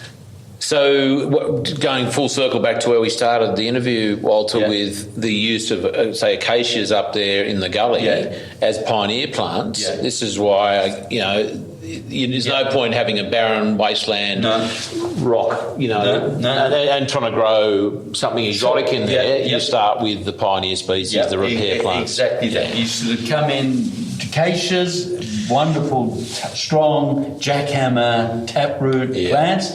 So their rootability, they're forcing that roots in there. They're putting lots of exudates in there. And basically they're also fixing nitrogen, so they're just adding to the nitrogen, and then they've created the initial sponge. They haven't gotten all the way, but that allows in other successive species, and then you can accelerate this very rapidly. And it's very, very fast. I mean, well, two examples. Basically, if you look at the prairies in America, 9,000 years ago they were just compacted glacial clay till, swamp, bogs, just mineral rubbish, right? Mm-hmm. And then in 9,000 years, they've formed these absolutely exquisite prairie soil, 10 metre deep, 10% carbon, these absolutely stunning, where we grow corn. But that's 9,000 years. But you can do the calculation. But even better than that, you can go to the Netherlands, right? And so the Dutch, basically, they're taking stinky, toxic, saline slime from the bottom of the Rhine River, and then they'll accelerate plant growth through that, and within 10 years they're growing tulips on it. They're putting that back. They're putting that back out on fields. They're putting it back on fields. Okay, so they've just taken that mineral rubbish from the sludge from the slime from the Rhine River, and then put this accelerated petagenesis. So within 10 years, they're building polder soils, which are initially growing tulips, and then bang, they're growing massive food crops from it, right? So there you are. The Dutch are saying here's petagenesis accelerated 10 years from, again, mineral toxic waste. And I guess, back to practical application here in Australia, a lot of people are taking up multi-species pasture cropping with a variety of different plants and they're sowing them into old pastures or old cropping land, I guess, with the same intention. And exactly. And so the whole multi-cover cropping strategy is basically how do I optimise this accelerated succession to try and drive soil structural improvement. Walter, that's fair enough, but the bottom line is do less harm, right? If you reduce the oxidation in the first place, you give these guys a chance. But you can't, growing multi-species cover crops, but still basically running on the high input oxidative system, you're just flogging yourself, going nowhere, right? While you're standing up with pen in hand, Walter, you did a fantastic quadrant diagram. ABC. The ABCD. Don't forget this is, what we'll try to up there a bit. Yeah, but what was the basic, this diagram where here, A was to maximise the growth of plants, which is exactly what we need to do. But then what's very important, and farmers are excellent here, right? So they're getting 4 marks. But and the A stood for? Agriculture. Farming, agriculture, A. Okay, so maximise plant growth agriculture, which we do. But then the critical thing is what happens to every gram of biomass that agriculture produces. Yeah. And it can either B, burn, right, and back to CO2. And obviously that's what we're doing now in industrial agriculture, because our clearing, burning, cultivation, over-fertilisation, biocides, bare fallows, all of them are driving CO2, right? So oxidisation is burning of in a sort, is burning. Without actually lighting a fire. It's still being oxidised by the And the point is also, okay, and then instead of doing B, I mean, all of A has to go either to B or it can go into C. It can't do anything else. And C is soil carbon, right? Okay, that's the sponge. It can go into C. And basically 60% is already there, and as long as we reduce the oxidation processes, right, then we can get a fair amount of this under. And then, of course, what the grazing ecology story is about, some of this biomass up here above the ground, by animals eating it and excreting it then as biofertilizer and dung and what have you, is actually also adding to this carbon pool, right? So basically we've got the fungi working down under, turning it into this sugars and biomass into stable soil carbon, but we've also got herbivores here taking it from a habitat which the fungi can't work and through the rumen putting it down into the soil as well. So the bottom line is, if we can get 60% of A into C, into this sponge building, then we end up with a thing called D, which is dividends. Okay, and these are these positive feedback, positive multiplier effects, where, as we're saying here, every gram of carbon we put into the soil, we're holding more water, we've got more nutrient availability, we've got more rootability, we've got more resilience, we've got more microbial ecology. Everything is going from hard desert to rainforest. And things in that D, I mean, because of A and C, things in that D, the dividends are often 1 + 1 = 3, isn't it?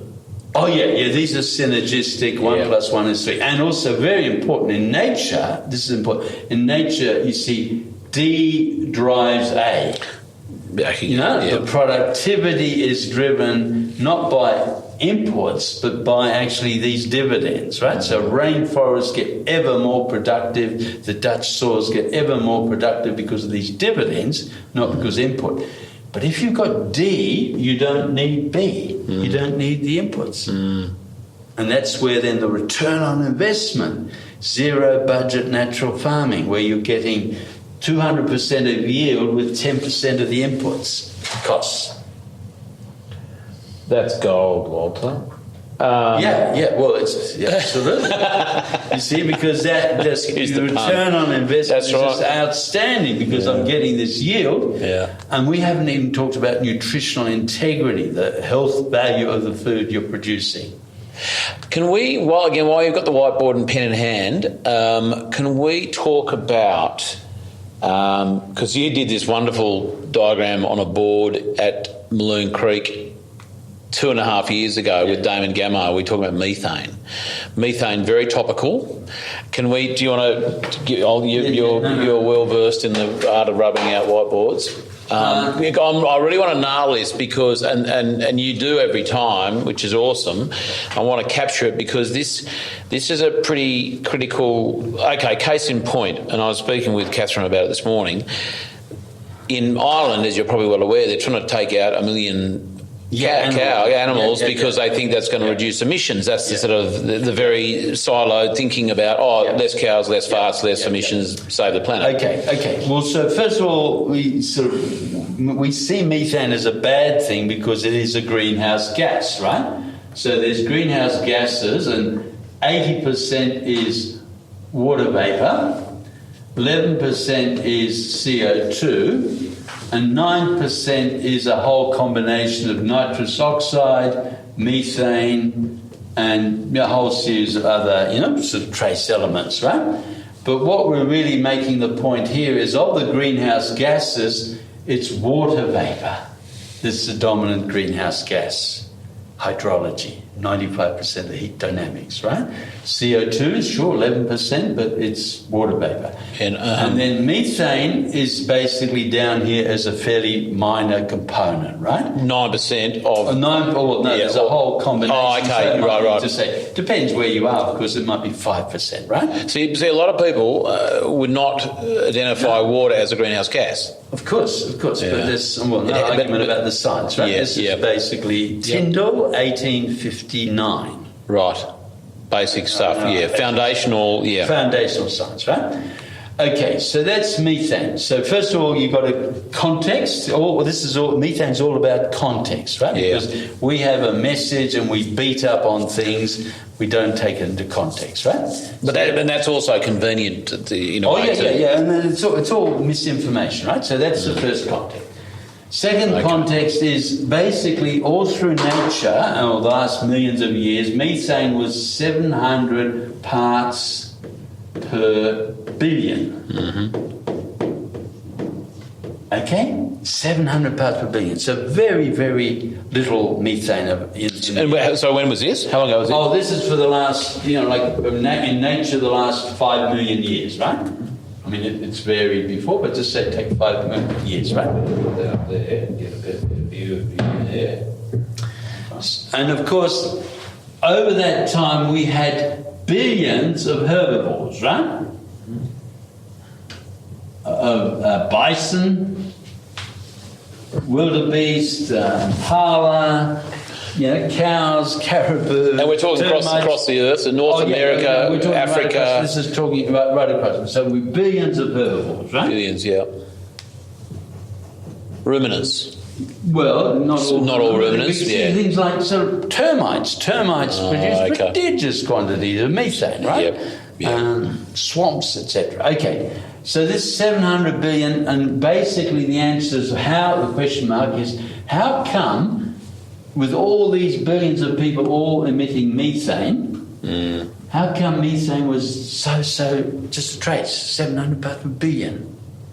So the question is, there must be some reaction that is breaking down methane, Well, obviously, does nature break down methane? Of course it does, right? Yeah. So that makes the first point. So we're basically looking at a production. So if it didn't break it down, that number would just be growing up, oxygen, up. 21% or something. Yes. Right? Yep. You see? Okay. Just continually rising. So basically, we have this source, and then basically there must be some sink, right? There must be a sink. What is the sink? What is the thing that gets rid of it, right? And then if we look at the 700 parts per billion, we can look at what are the different things that are contributing to it. And we have things like landfill, swamps, geological emission, volcanoes, right? Yeah.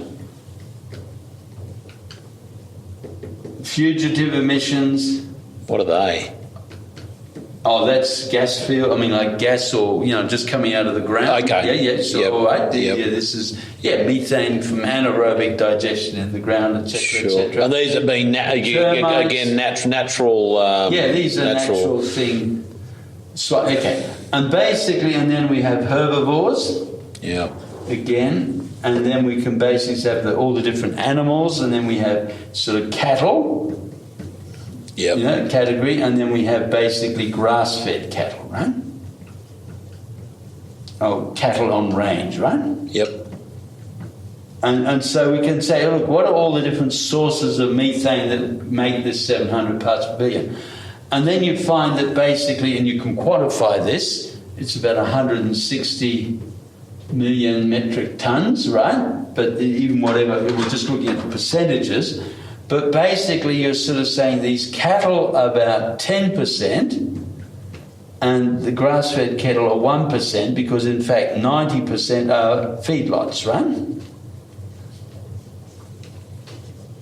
Okay, so because most of the cattle now in Europe and America in feedlots. Yeah, I'm with you. Yeah, Okay, yeah. so so they're 9%. And that's kind of adjusted for the period of time that they're in the feedlots for, I imagine. Oh, yeah. Because most or all cattle will start on grass and then they'll... Yeah. Okay, so like we know that termites are much more than cattle. They're about 40. Okay, and those bloody termites, we should be killing. We should just wipe them out. Absolutely, Walter. and we should get rid of all the bloody swamps, like etc. And stop those volcanoes from erupting. Making the point that grass-fed cattle, context again. Of this 1%. Yeah. Right? And again, to remind everyone, it's the grass-fed cattle. Well, I'm assuming the grass-fed cattle in Ireland because I think most of those cattle are grass-fed over there. Yeah, because we're talking, yes. Because they want them out of the fields, and I don't know how they're going to get rid of them. But well, they have to euthanize grab. them. You see, it's more. Yes, you've got to ask it. But also these feedlots, and then of course these feedlots are another thing. They've got sewage ponds, right? Yeah. And that's part of the 9% for the feedlot, but yes, sewage here. So again, look at the context. There must be something that's sort of basically a sink, and also, hey, we've got methane as part of greenhouse gases, and then grass-fed cattle as part of the whole methane production, right? So we're getting pretty minor. Yep. But the big issue now is I should have another colour. The issue. What is? No, it's okay. No, we can go. No, I'm sure there's not. But let's just go. You go. I'll just see this one. Yeah. But now the question is, of course, what is the sink? And of course, nature has got this exquisitely because what happens?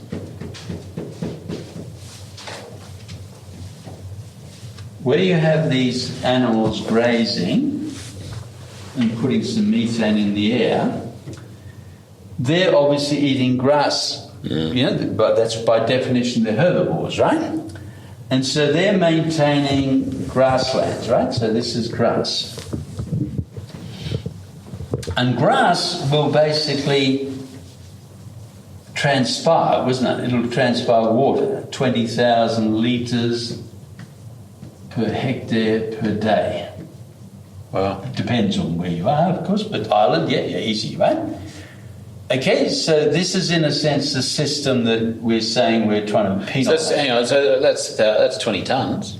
Is that right? 1,000 litres is a tonne. Yeah, per hectare. Per hectare. That's a huge amount. Oh yeah, the forest will do 40,000. Easy. Right. Yeah. Yep. Okay, so basically. Per hectare, that's 10,000 square. Yeah. It's 100 metres by 100 metres. Yeah, over 100 hectare. So basically, what happens, you see, in a natural process, there's a thing called the sun, and of course that hits this water vapour molecule, which is so 2 hydrogen and an oxygen, and it will photo-oxidize this water molecule into hydroxyl ions, OH minus. Plus the hydrogen ion, which then joins up with CO2 to form a bicarbonate ion, right? Oh, okay. So those two H's from there, O, and then this is sunlight. Yeah, and the CO2 is already in the air. The CO2 comes from CO2 here, right? Yes. Yep. It's floating around as well. Yeah, and there's more complicated physics. That's the basics of it. But the point is, you've got a thing called the photo-oxidation of water by sunlight to create this guy, hydroxyl ions. Okay?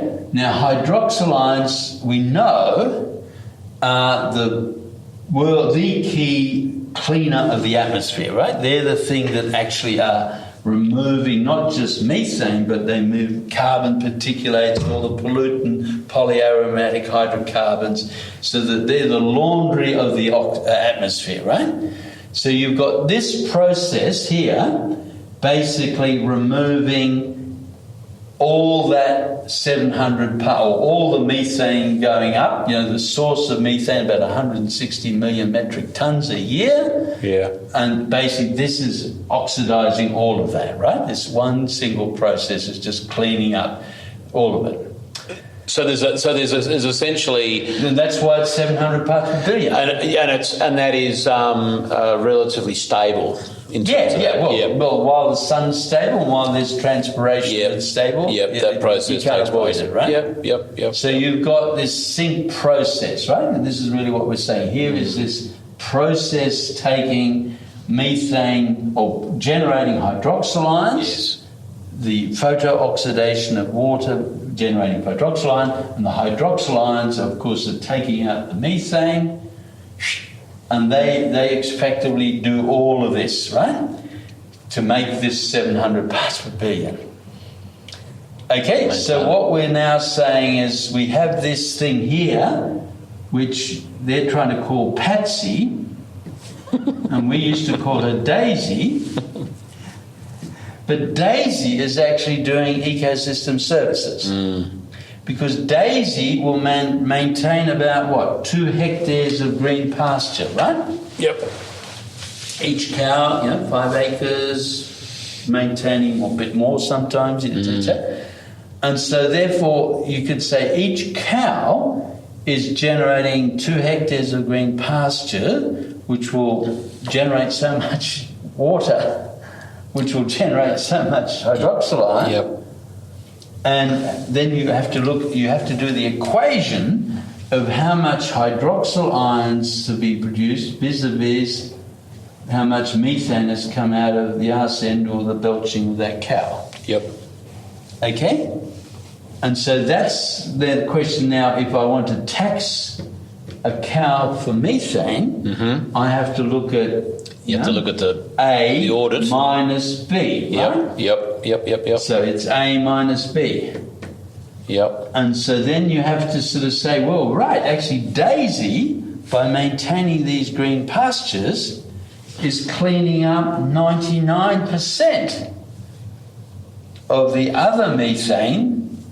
It's only generating 1%. Yeah, okay, I'm with you. Yep. So she's dealing with her 1% no drummers, and then she's got and there's 99% of the rest of her function. So basically, so there's no tax. No, there's an invoice. You can't have taxes. Taxes. That's right. The opposite of taxes. Yeah, that's right. There's a two-way street. That's right. It's only fair. One-way tax. Yep. There's an invoice, right? So basically, Daisy is generating enormous ecosystem services. So the minute you put a price on her emissions, as Ireland might do and New Zealand's backed off doing, you asking this question, well, what about B? Who's paying that invoice?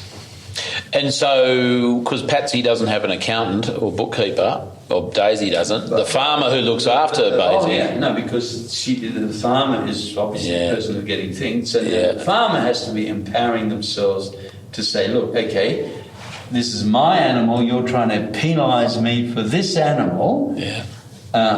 This is just one thing. I'm maintaining the system, I'm biofertilising, I'm doing all sorts of other good things, but forget all about that. Just in terms of methane accounting, here's my methane accounting, right? So that's in a sense the whole argument. So the whole thing is a complete furphy and falsehood and misinformation, deliberately, and this is all confirmed scientifically, deliberately so, because we just look at methane production, and we're not willing to look at the whole balanced system, whereas nature says, look, here is the system. So, because when you look at, we're talking about not looking at things, clearly the powers that be in Ireland who are making rules, legislation around reducing emissions and thinking this is the way to do it. I mean, they're clearly not looking at it. They either don't know it, which I find hard to believe, or they do and they just don't want to know. No, I think they're just going on, look, methane is on the IPCC thing as a negative. The IPCC hasn't recognised this as an offset. Therefore, in simple bureaucratic red tape, yes, if I'm taxing farmers, I'm getting money, I want to get money, right? But why wouldn't the IPC look at it? Well, the IPCC is just looking at modelling CO2 and its greenhouse consequences, and it sees basically methane as a contributor to that whole CO2 greenhouse, but it's not looking at methane in its ecological big picture function. But again, they aren't, and I've got to ask the question. Why aren't they when there's science to back it up? You've just done a 20-minute... No. This is all documented. That's right. So it's there. It is known in the world to be a fact. Then why aren't they just going, oh my God, we should actually put be more cattle. We should be putting another 1 million cattle into Ireland, or we should be supporting this. Yeah. So because they need, who owns the cattle? Who's the champion of the cattle? It's farmers. And so when do farmers get their act together to sort of say, hey, I'm getting done over again by these guys calling me a patsy, and these are actually daisies, and no, I'm going to go in there and defend my daisies. Yeah. See, but unless farmers stand up and sort of basically, either take it in the neck, or basically they stand up and say, look, here's my invoice. By all means, go ahead with your tax, by all means, but basically... I'll send you back an invoice with it. You don't go to the bureaucrats, you go to the High Court to say, look, under Section 51C of the Australian Constitution, the Commonwealth can't appropriate goods from you without full, fair compensation. Here's my here's my ecosystem services from Daisy. I need those fully compensated for, and there's the invoice. Please pay in 7 days. But now there's something bigger. Walter. There's another surprise. This is gold. Billion tonnes of carbon as methane in the methane hydrates, the ice, calcates in the ocean. Right, 15,000 billion tonnes of carbon as methane frozen in the Earth's ocean, right? In the polar ice caps. Well, no, actually it's on the continental shelves. It's from organic matter that it leached, eroded out, and is turned anaerobically into methane, and it's sitting there as methane ice, right? Right, wow. And there's another 5,000 billion tonnes of carbon as methane producing potential in our tundras, right? Yeah. So there's 20,000 billion tonnes of carbon. And as the planet is warming... And that's just the carbon that's kind of inert or captured or stored or it's locked up. But it's basically methane that's locked up, not available in the air, right? Yep. But as the planet is warming, then the question mark, can this release into the air? Yep. And if it releases in the air in any significant, this quantity is just so enormous. Yeah. Okay, but hang on, by comparison, we've got 750 billion tonnes of carbon as CO2 in the air, right? Yeah. Okay, that's context again. So here's 20,000 and there's 750 billion tonnes of CO2 carbon. Yeah. So tonnes of carbon as CO2. So it's many times more. So many times. So if this starts burping and farting out from these hydrates of the tundra due to a warming climate, we're in shit, really. And this is an extinction event, right? It's happened before, and of course, we know this is then an extinction sort of level event, right? Way beyond Homo hubris. And we already know better than that the Russian Arctic is bubbling methane as if it was lemonade, right? This is already active, right? From this, yes. Okay. And also from the tundras getting getting these whole sinkholes and stuff, right? Yeah. So this is already active, but obviously not. I mean, the quantities we haven't met. I think they can measure from space, but it's not going. But anyway, basically, if it's released, then it's an extinction event, right? End of higher life on Earth. Wow. And the only thing that gives us a chance of actually avoiding this is Daisy and the caribou and the wildebeest and the what have you. Because if they can maintain enough green grazing savanna pastures at high latitudes, right? If they can produce enough of this, then we've got enough photo-oxidation to basically drop, to oxidise, to offset, right? gobble it up kind of thing. Right. Yep. I mean, obviously, if it's a mass burp, but it is not going to be a mass burp because it'll like sea level rise, it'll be just melting, right? But so now the question is a balance between CH4 emissions from these sources, and then of course how good and healthy is this. I mean, we will be relying on this lady as really the saviour. Saviour. But this is the thing that's so frustrating, Walter. Yeah. No, it is. It is. And then it gets even worse than that. We said it was 700 parts per billion, right? Mm. But then in the 1990s, it went up to about 1,600 parts per billion. Okay? 1990s? Yeah, 1990s, right? And did we know, was everyone sweltering then? Were they? No. We didn't know. Wasn't it? We didn't know. It didn't make any difference to the temperature because it's only 1% of the whole, as we said, it's component of the greenhouse effect. It's of course. 1% or 3% or something, right? Yep. But it went up, and of course Patsy got it again. Hang on, Patsy's gone. It's gone up to 1,600. Patsy's got it. But the answer is no. We had less herbivore in the 1990s than we did before that. That's right. But what happened is, of course, the Russian Federation or USSR collapsed, and Boris Yeltsin basically has got all these gas fields that all the Ukraine or Germany is fighting over, getting thing. And they did no maintenance on those gas fields because they didn't have any money. And they were leaking, the gas fields were leaking 40% of the methane was leaking from the gas field because they were not being maintained properly. Wow. And that's what did that. That's what caused that thing. And then basically in 2000, I should put it here, okay, in 2010 to 20, it went up to 2,400 parts per billion. You see? And again, guess what? Patsy gets it, right? Yeah. And of course, this time it was basically fracking. Really? In the US and then wider, because basically as you fracture to get gas out of soils, then there's so many crevices, and so these are the fugitive emissions, right? Yep. And so that's basically, and again, we've done all the studies, we know that the methane coming up is coming from these fossil fuel sources, not from the arse end of Patsy, right? It's got a different isotope signature, right? But where is it now? Oh yeah, it's in that order, right? Yeah. So the more Patsies are taken out of the system, the less. The more Patsies that are taken out of the system, the less is our control process. Less the potential to actually control and mitigate against that. Yeah.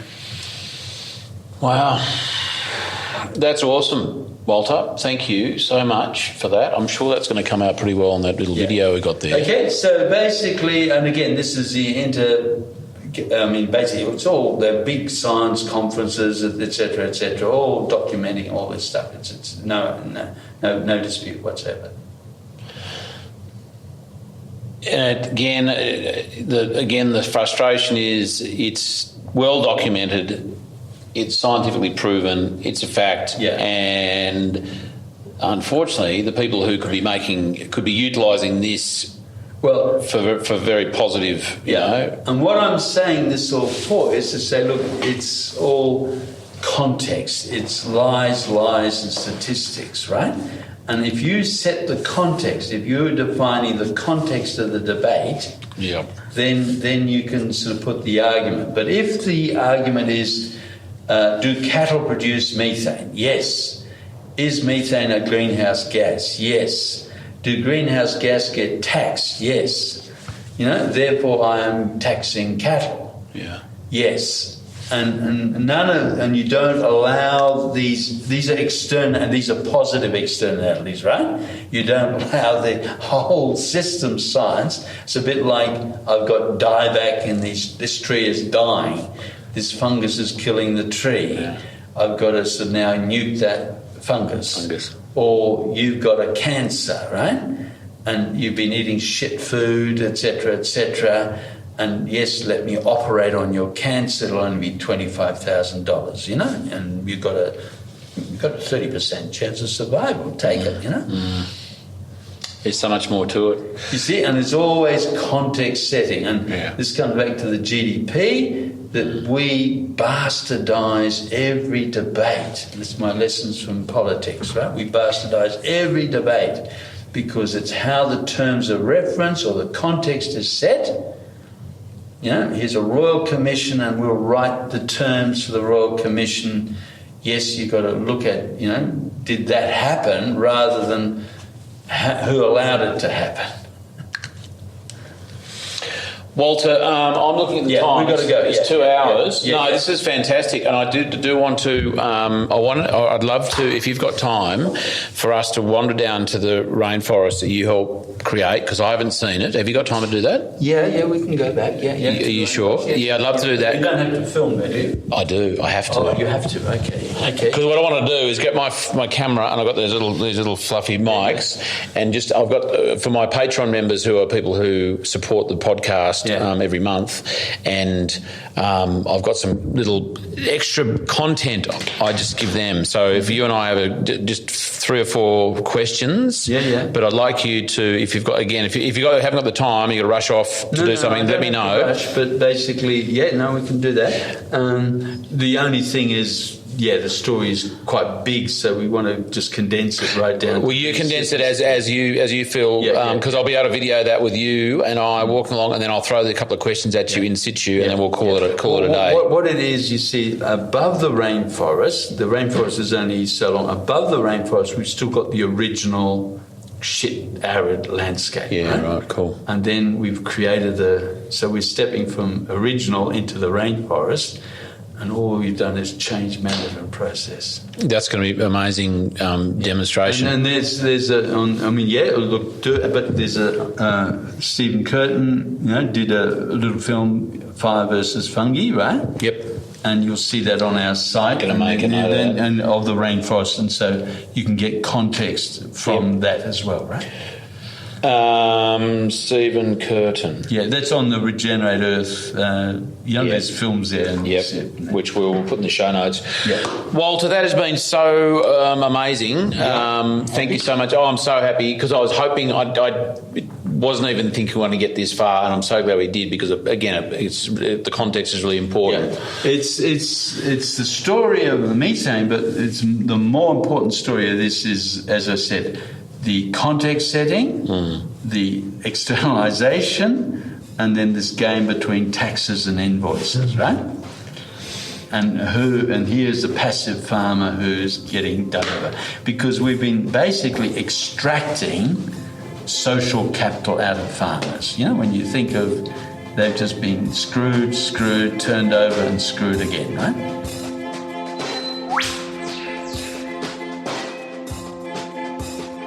And next week on the Regenerative Journey, my guest is Blair Beattie, the man who's brought Farmer's Footprint from the US here to Australia, recently launched, and Zach Bush, the one and only, will be here in Australia very shortly after this episode's been released. Caught up with Blair in his home in the Northern Rivers of New South Wales, and a real honour to sit with him and talk about his life and journey so far, and to really drill into what Farmer's Footprint here in Australia is doing and going to do for Australian agriculture and community. And I hope you look forward to listening next week as much as I did recording it. Blair Beattie, Regenerative Journey, next week. This podcast is produced by Rhys Jones at Jaeger Media. If you enjoyed this episode, please feel free to subscribe, share, rate and review. For more episode information, please head over to www.charliearnott.com.au.